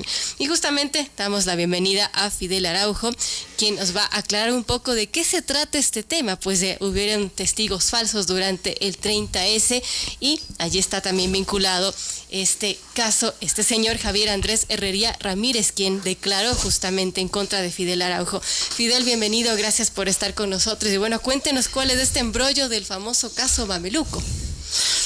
Buenos días a todos los radioescuchas de este prestigioso programa y esta prestigiosa radio. No, primero es una situación tan degradante que el expresidente Correa quiso tapar desde siempre. Todos estos problemas, más allá de si será verdad o no esto de caso Mameluco, no nos merecemos los ecuatorianos haber vivido semejante degradación moral. A ver, este señor Herrería fue el famoso testigo protegido del cual habló el expresidente Correa a NTN 24, con toda la convicción y con la característica de él, ¿no? Que quería convencer al mundo que fue objeto de un intento de magnicidio. En NTN Correa dice, ya tenemos un testigo de cómo quiso pagarle, o sea, Fidel, sí. Araujo quiso pagarle. Yo, el sicario, supuestamente. Para que dispare contra el expresidente, un testigo que ya dio su testimonio, confirma y todo, dijo en la sabatina del 23 de octubre del 2010. Aquí la historia es que este señor se presentó como testigo en contra de Fidel Araujo, en el caso 30 este señor Herrería, y dijo que Fidel le había querido pagar $5,000 para que con una cámara de fotos con cañón ahí al interior. Al cual se le había adaptado una pistola, un cañón tipo, para disparar al expresidente. Así es, tipo James Bond. Y eso fue la prueba con la cual se te condenó a prisión. Esa fue la versión del exmandatario utilizando a este ciudadano. El abogado que hacía la defensa investigó, era un ciudadano que hacía seguridad en alguna empresa, ¿no? Y se prestó para hacer esta declaración, esta acusación. Deben haberle motivado, deben haberle ofrecido muchas cosas a este hombre para que haga este tipo de declaración. Se prestó voluntariamente, se prestó por plata, se prestó por presión. Debe haber sido por dinero y exigiendo puestos o trabajo fijo, ¿no es cierto? Parece que trabajaba en el Ministerio del Agua o estaba haciendo seguridad ahí en esa época. Entonces, para descartar esta mentira, cuando yo estaba siendo procesado, yo estaba en el penal García Moreno, en la etapa de investigación, el doctor Edgar Pavón, mi abogado defensor, en esa época, pide una ampliación de la versión de este señor. Y él acude a ampliar la versión. Pero el momento que le presentan mi fotografía, el señor dice, no, él no es. Y ahí cae la mentira. Y da el giro de la investigación para colocarme como el incitador a toda la Policía Nacional del 30S. O sea, como líder de la sedición. O sea, primero se te acusó de intento de magnicidio. Claro, esa era la clave de ellos. Ya. Y esa fue la fábula. Con el argumento de este señor del famoso caso Mameluco. Pero el señor que gobernó 10 años... Él le dio tal credibilidad y debe haberle conocido, pues, y cae mentira tras mentira, mentira tras mentira, ¿no es cierto? Y empieza a irse violentamente en contra de las personas que descubríamos sus mentiras, entre ellos el señor Balda y el señor Galo Lara, que ellos evidencian esta denuncia de esta, no sé, es algo, no me gusta ni mencionar este famoso caso porque es denigrante. Entonces, este joven que se prestó para semejante barbaridad. Entiendo que fue a reclamar. Ya declaré, ya está preso. Ahora sí, confirmen, pues, ¿no es cierto? O sea, ya cumplan lo que me han ofrecido. Él hablaba de que se le debía $300,000 en una carta. Vea usted. Que presentó precisamente la exasambleísta Galo Lara en su momento. Eso deben haberle ofrecido. Vea, hay algunas cosas que tienen que se van a ir transparentando en el paso siguiente, que es cuando ya este señor no tiene poder, cuando denota una cobardía absoluta, porque cuando tenía poder era algo impresionante, pero ahí estuvimos algunos ciudadanos, periodistas, asambleístas y un grupo pequeño que arrancamos esta lucha en contra de este personaje que hizo tanto daño al país, en el aspecto moral, en el aspecto económico, fomentando y motivando corrupción. Y ahora quiere evadir. Difícil, es complejo. Cuando uno tiene la conciencia tranquila y se sabe inocente de cualquier tipo de acusación, hay que dar la cara. Este señor jamás lo va a poder hacer. Pero actuó violentamente. Ahí tenemos el caso del asambleísta Galo Lara, que está en prisión. El intento de secuestro del señor Balda, justamente por este caso de este señor Herrería. Y que los jóvenes, que esto sirva para sentar precedente a que nadie se preste a los más denigrantes intereses. No vamos a decir políticos, porque ni siquiera es político, sino intereses delincuenciales de quienes ejercen un mandato. Engañó a la fe pública, engañó a todo el país, tanta gente que lo idolatraba, porque en esa época no nos creía nadie, sino yo hacía la denuncia. Licenciado Calderón, yo en algunas ocasiones cuando usted trabajaba en otros medios, yo decía esto. Vanguardia, ahí lo dijo. Así, pero nadie creía esto, nadie, en ningún nivel. Decía, el mayor Araujo está inventando, está desesperado. Ahora ya vemos que se está... O sea, lo que denunciaba Fidel en su momento, la verdad. Lo que denunciaba Fidel Araujo en su momento era que se había tenido un testigo que había falsificado su testimonio, había mentido a cambio de prebendas, una oferta de prebendas por parte de los interesados en condenar a Fidel Araujo, de construir la teoría del caso. Exactamente. Del 30S. Primero como intento de magnicidio. O sea, sí, cuando escuchamos eso, sí nos resultaba absolutamente ridículo. Es decir, que los que conocemos, o conocen ustedes, oyentes, televidentes, las cámaras de fotos, obviamente, las reflex, ¿no es cierto? Claro. Las que se puede sacar el lente. Y ahí se le había disque adaptado un cañón para disparar. Claro. O sea, eso, si hubieran inventado eso, el Ecuador ya estuviera... Ya estaríamos. Hubiéramos invadido América Latina.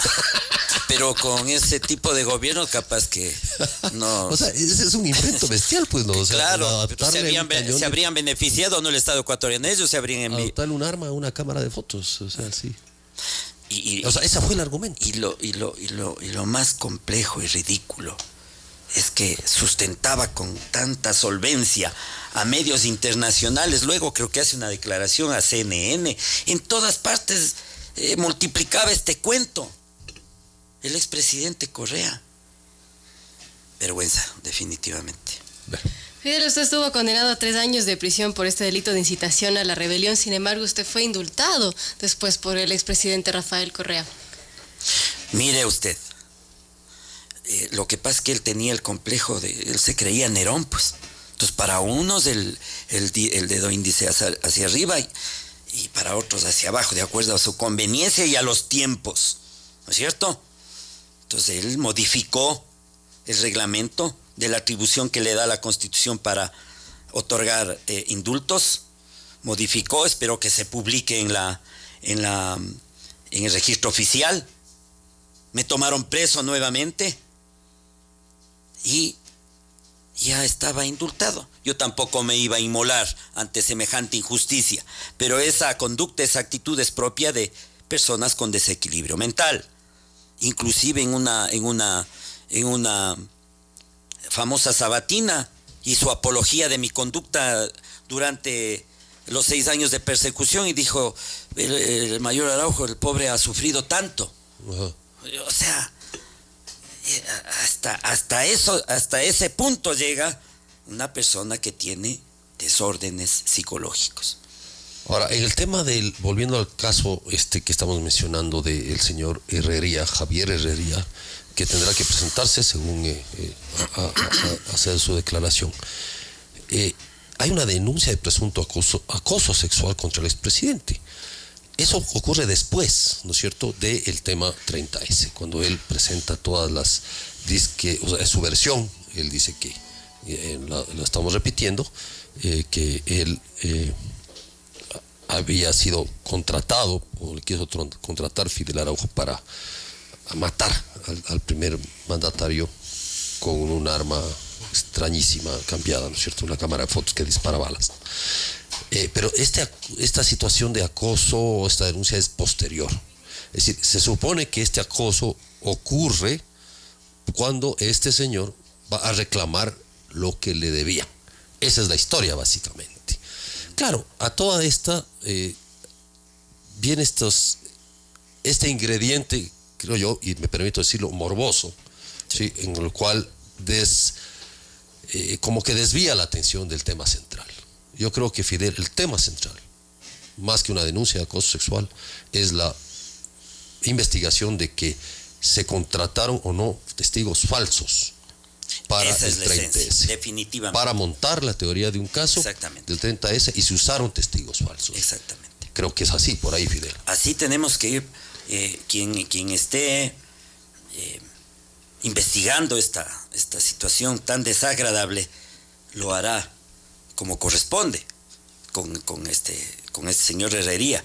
Pero nosotros, hablo la defensa y el mayor Fidel Araujo, estamos siguiendo el debido proceso para pedir un recurso de revisión de todo ese proceso, toda esa actividad judicial que es totalmente nula, ilegal, inconstitucional. Y ahí está la versión de este tipo, la primera versión de este señor Herrería, que en su debido momento tendremos nosotros también que conminarlo a través de las leyes, para que responda y nos diga quién le motivó semejante barbaridad, quién motivó a este señor Herrería y quién le ofreció dinero para montar una mentira, perdón la expresión, cerdosa, al decir que yo era prácticamente un sicario, y eso por parte del presidente, del expresidente, que ahí está, es público, los videos, él a la cabeza, y todos aquellos que motivaron eso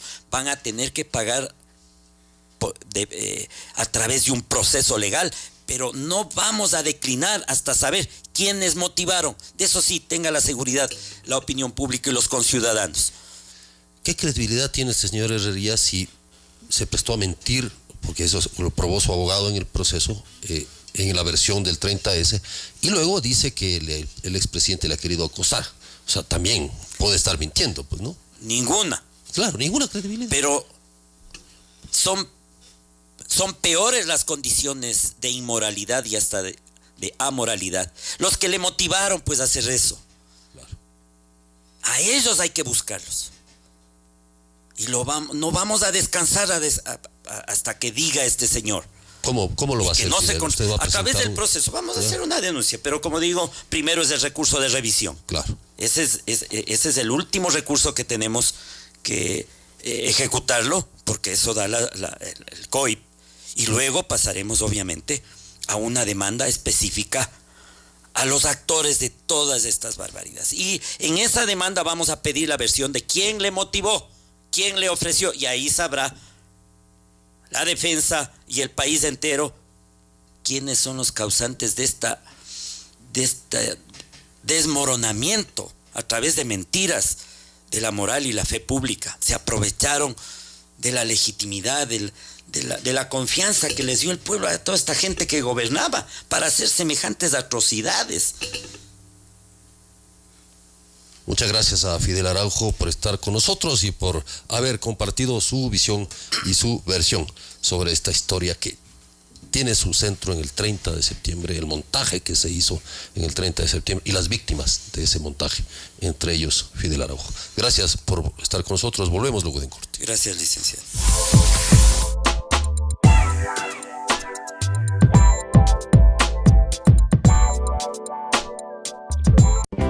¿Aburrido en casa? Vacacional el Parque. Del 2 de julio al 31 de agosto, sitio ideal para aprender, divertirte y hacer nuevos amigos. Actividades globofexia, cometas, mini soccer,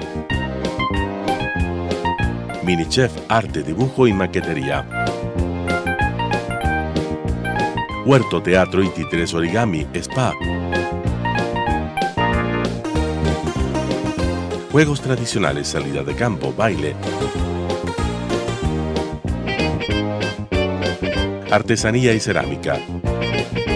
Caritas pintadas, expresión corporal. Mini reporteros. Edad, actividades dirigidas a niños de entre 1 y 6 años. Horario de 9:30 a 13 horas, incluye snack. De 9 a 14 horas, incluye snack y almuerzo. Separa ya tu cupo y obtén descuentos especiales. Estamos ubicados en la Vaquerizo Moreno E750 entre Diego de Almagro y Reina Victoria, frente al Parque Gabriela Mistral. Informes al 2568-683, 2548-037, 2523-323 o al 0997-372-081. Más información en www.elparquecentroeducativo.com.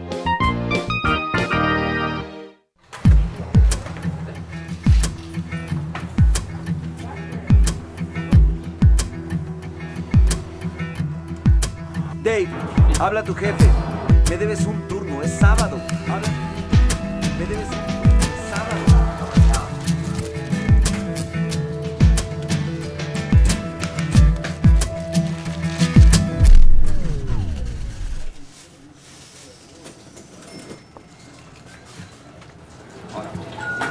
Hola, Shane.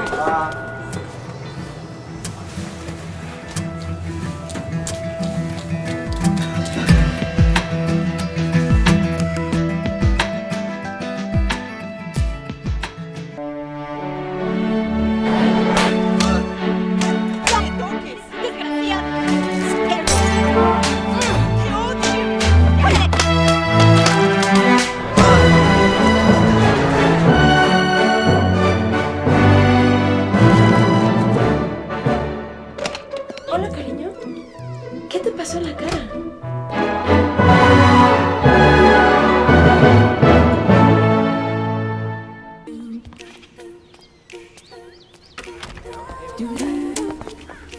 ¡Hey! Oigan.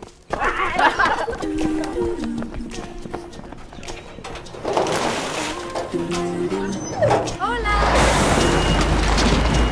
¡Hey! ¡Ay, no! ¡No!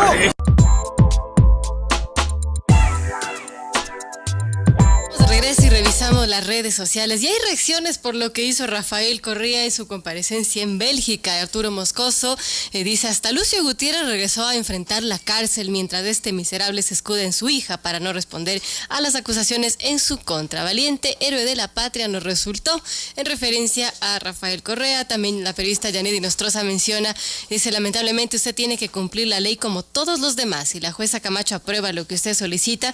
Mañana tendremos de los capayas y delgados expertos en fugarse del país con la plata que se llevaron visitando el consulado de Miami. El precedente sería nefasto, dice Yanedi Nostroza. También Giancano: todo indica que Correa no quiere responder a nada. Los juzgados para casos penales son en Ecuador. Estos correístas eliminan los arbitrajes fuera para temas económicos y quieren ser juzgados frente a la casa del expresidente. La soberanía se les fue por el WC. Mire usted, dice Giancano. Y también en otro tema, Yadira Aguagallo de los familiares de los periodistas que fueron asesinados en la frontera. Dice, primero fueron Javier, Paul y Efraín, luego Oscar y Katy. Ahora una niña de 12 años es víctima de la violencia en la frontera. ¿Por qué grupos armados ingresan a una escuela y se llevan a una niña? ¿Cómo paramos esto? Pasan los días y hay más preguntas que respuestas, dice Yadira Aguagallo. Las 8 de la mañana con 45 minutos. También Felipe Rodríguez, abogado de Fernando Valda, menciona en Twitter, en su cuenta, como una pregunta: ¿dónde se debe presentar una persona con medida cautelar de presentación periódica? Y él mismo responde: en el lugar exacto que la juez dispuso, pues presentarte en otro lugar es olvidar que ya no eres el dueño de todos los poderes del Estado y que debes obedecer la orden de una autoridad independiente. En fin, son la serie de reacciones que se van dando sobre la coyuntura política, pero creo que vamos ahora a un tema muy importante. Está aquí Ana Estrella, directora de la Escuela de Lenguas.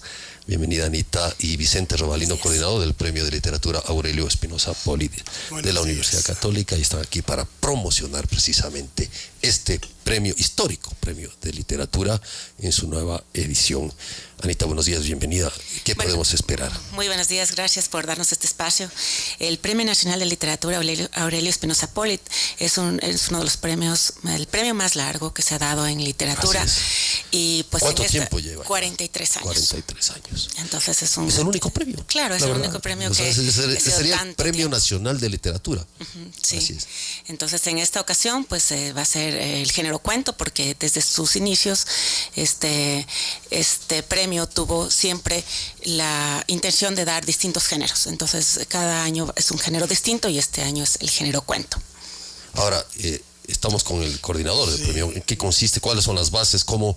¿Cuándo? ¿Hasta cuándo? Cuéntanos detalles, por favor. Muchas gracias por la invitación. Vicente Robalino. Sí, el plazo vence el día viernes 27 de julio del 2018 a las 17 horas.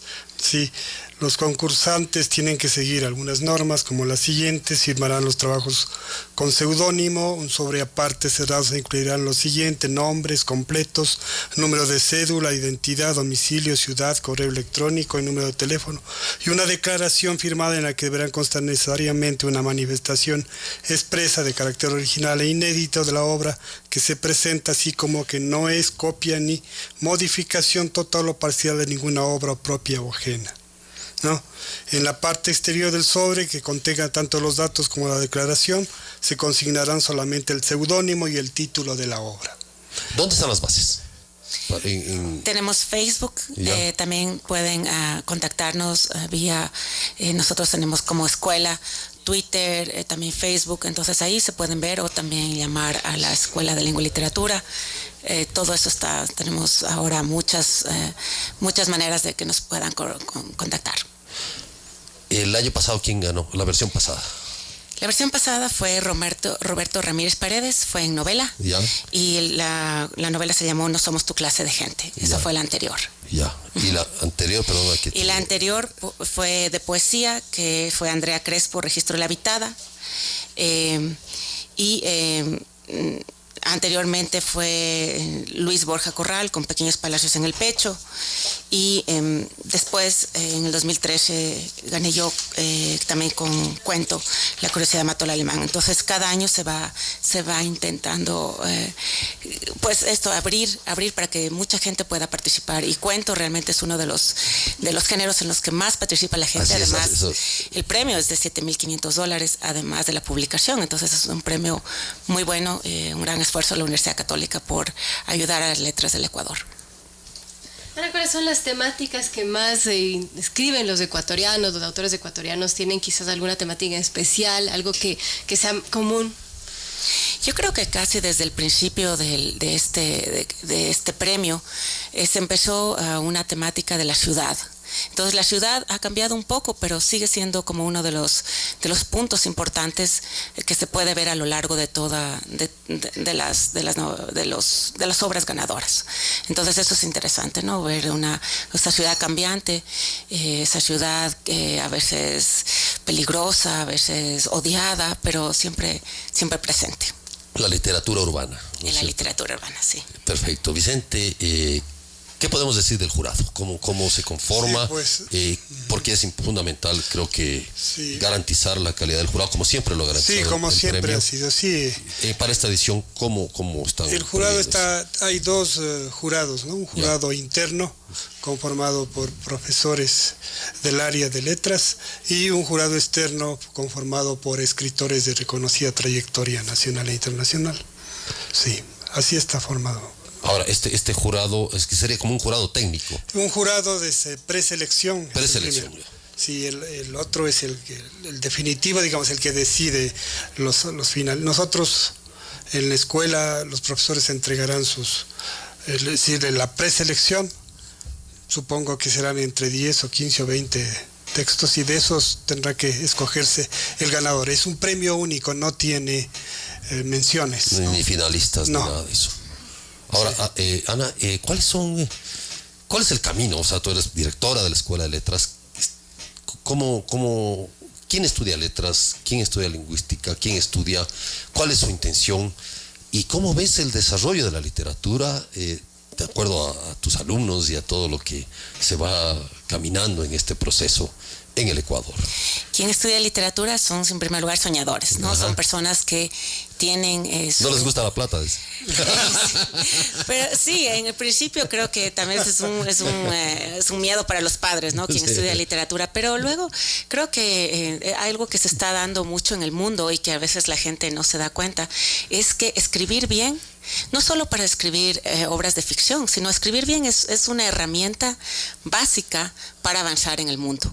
Y entonces, ahora mismo, en muchos sitios de Estados Unidos, para algunos puestos que uno diría jamás alguien de literatura, los escogen justamente porque no mucha gente tiene esa gran herramienta que es escribir bien. De hecho, es una parte de las que la mayor parte de las personas diría no sabe escribir bien y no sabe leer bien. Entonces, eso es algo muy bueno que tienen los estudiantes de literatura.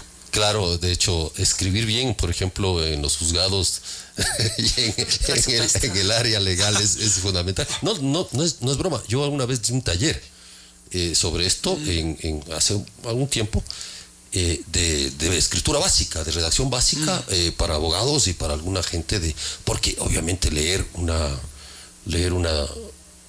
sentencia es una tortura. O sea, leerla desde el punto de vista del buen escribir es una tortura. Pero bueno, son áreas en las cuales se puede entrar. Ahora, más allá de eso, del tema de escribir bien, Ana, tiene que ver, como tú dices, con el soñar nuevas formas de ver el mundo. O sea, y ¿cómo diagnosticarías tú las nuevas generaciones de gente joven que está escribiendo, que está publicando en editoriales nuevas, además, creadas a propósito? ¿Cómo se está expresando la literatura ecuatoriana joven en estos momentos? En estos momentos hay mucho movimiento, hay muchas obras publicadas y creo que estamos esperando a esos lectores que actualmente creo que están apareciendo, son los lectores de la literatura infantil ecuatoriana, y esperemos que esos lectores se pasen a la literatura ya, otro tipo de literatura cuando sean adultos y ya empiecen a ver la literatura ecuatoriana también con una nueva mirada y no verla como, bueno, lo voy a leer solo porque es ecuatoriana, sino porque es una buena literatura. Hay buena literatura en Ecuador y eso es lo que faltaría un poco más de promoción, faltaría que la gente quiera realmente acceder a esa literatura. Vicente, ¿bajo qué criterios hacen la calificación? ¿Qué es lo que miran para elegir un ganador en este concurso?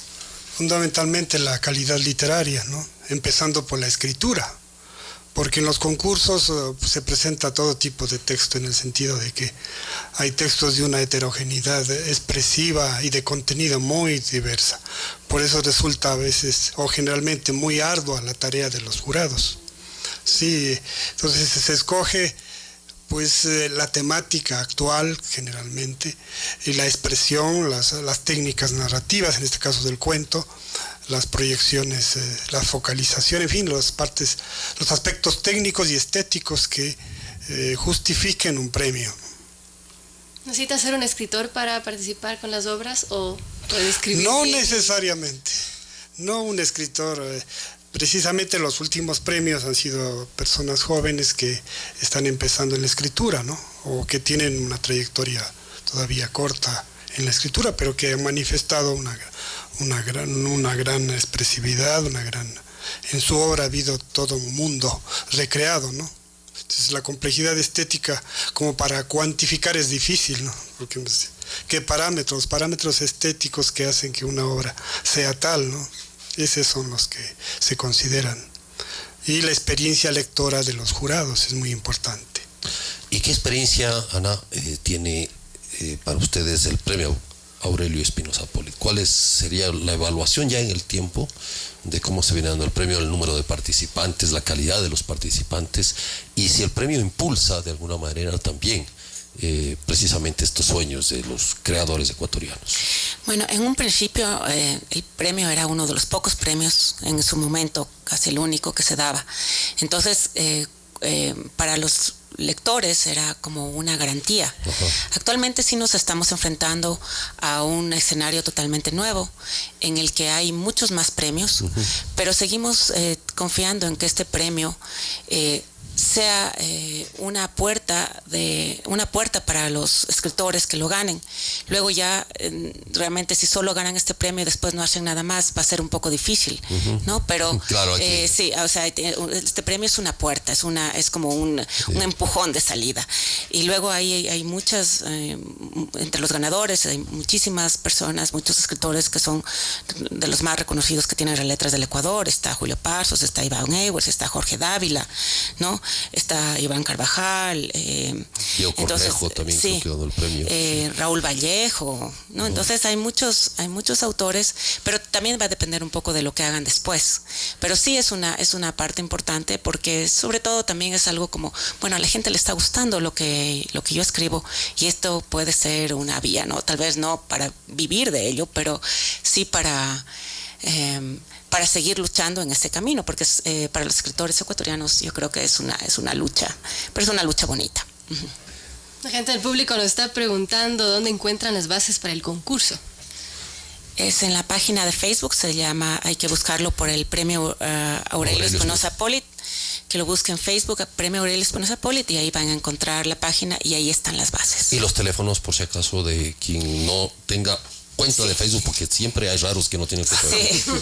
299-1700 13 y la extensión 1381, que es mi extensión, o la 1460, que es la extensión del asistente académica. 299-1700 extensión 1381 o extensión 1460. Y físicamente también en la escuela. Físicamente también en la Pontificia Universidad Católica, en la Facultad de Comunicación, Lingüística y Literatura, ahí en el primer piso, que busquen la Escuela de Lengua y Literatura y ahí les daremos toda la información. Vicente, entonces hasta el 27 de julio hay que entregar los trabajos. Sí, hasta el 27. ¿Y cuándo se dan los resultados? Sí, los resultados serán en noviembre, ¿no? Ya. Que coincide, la entrega del premio coincide con el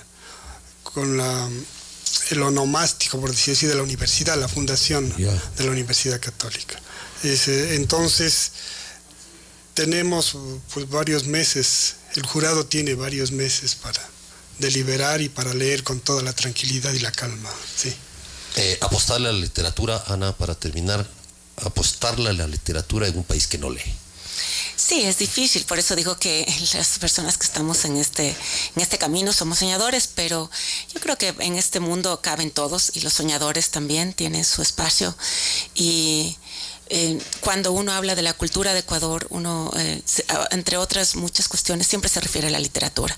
Entonces somos como personas que estamos ayudando a esa literatura y esa identidad del Ecuador. Muchas gracias a Ana Estrella, directora de la Escuela de Lenguas y Literatura de la Pontificia Universidad Católica, y a Vicente Robalino, coordinador del Premio de Literatura Aurelio Espinosa Polit, en su nueva edición, esta vez dedicada al cuento. Terminamos, Verónica. Les agradecemos a nuestros auspiciantes. Este programa llega a ustedes con el gentil auspicio de Telefónica, Business Solutions, a Gingivit, a Diners Club con su app Diners. También gracias a NetLife, el único internet de ultra alta velocidad por fibra óptica que llega directo hasta tu hogar. Y al municipio de Quito con su empleo joven. Más de 26,000 jóvenes son insertados al mercado laboral por el programa Empleo Joven de la Alcaldía de Quito, que nos dice: juntos trabajamos para vivir mejor. Y así terminamos, Juan Carlos. Muchas gracias, su cordialísima atención. Gracias a todo el equipo técnico, profesional, comercial y empresarial que hace posible esta emisión detrás de micrófonos. ¿No ven? Les dejamos listitos para el partido Brasil-México a las 9 de la mañana. Muchas gracias por su cordialísima atención. Que tengan un lindo inicio de semana. Hasta mañana.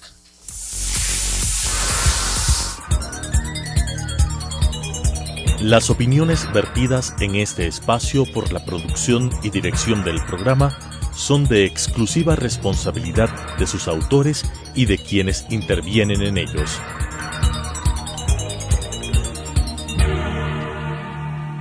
Telesucesos Canal 29 presentó Sucesos con Juan Carlos Calderón.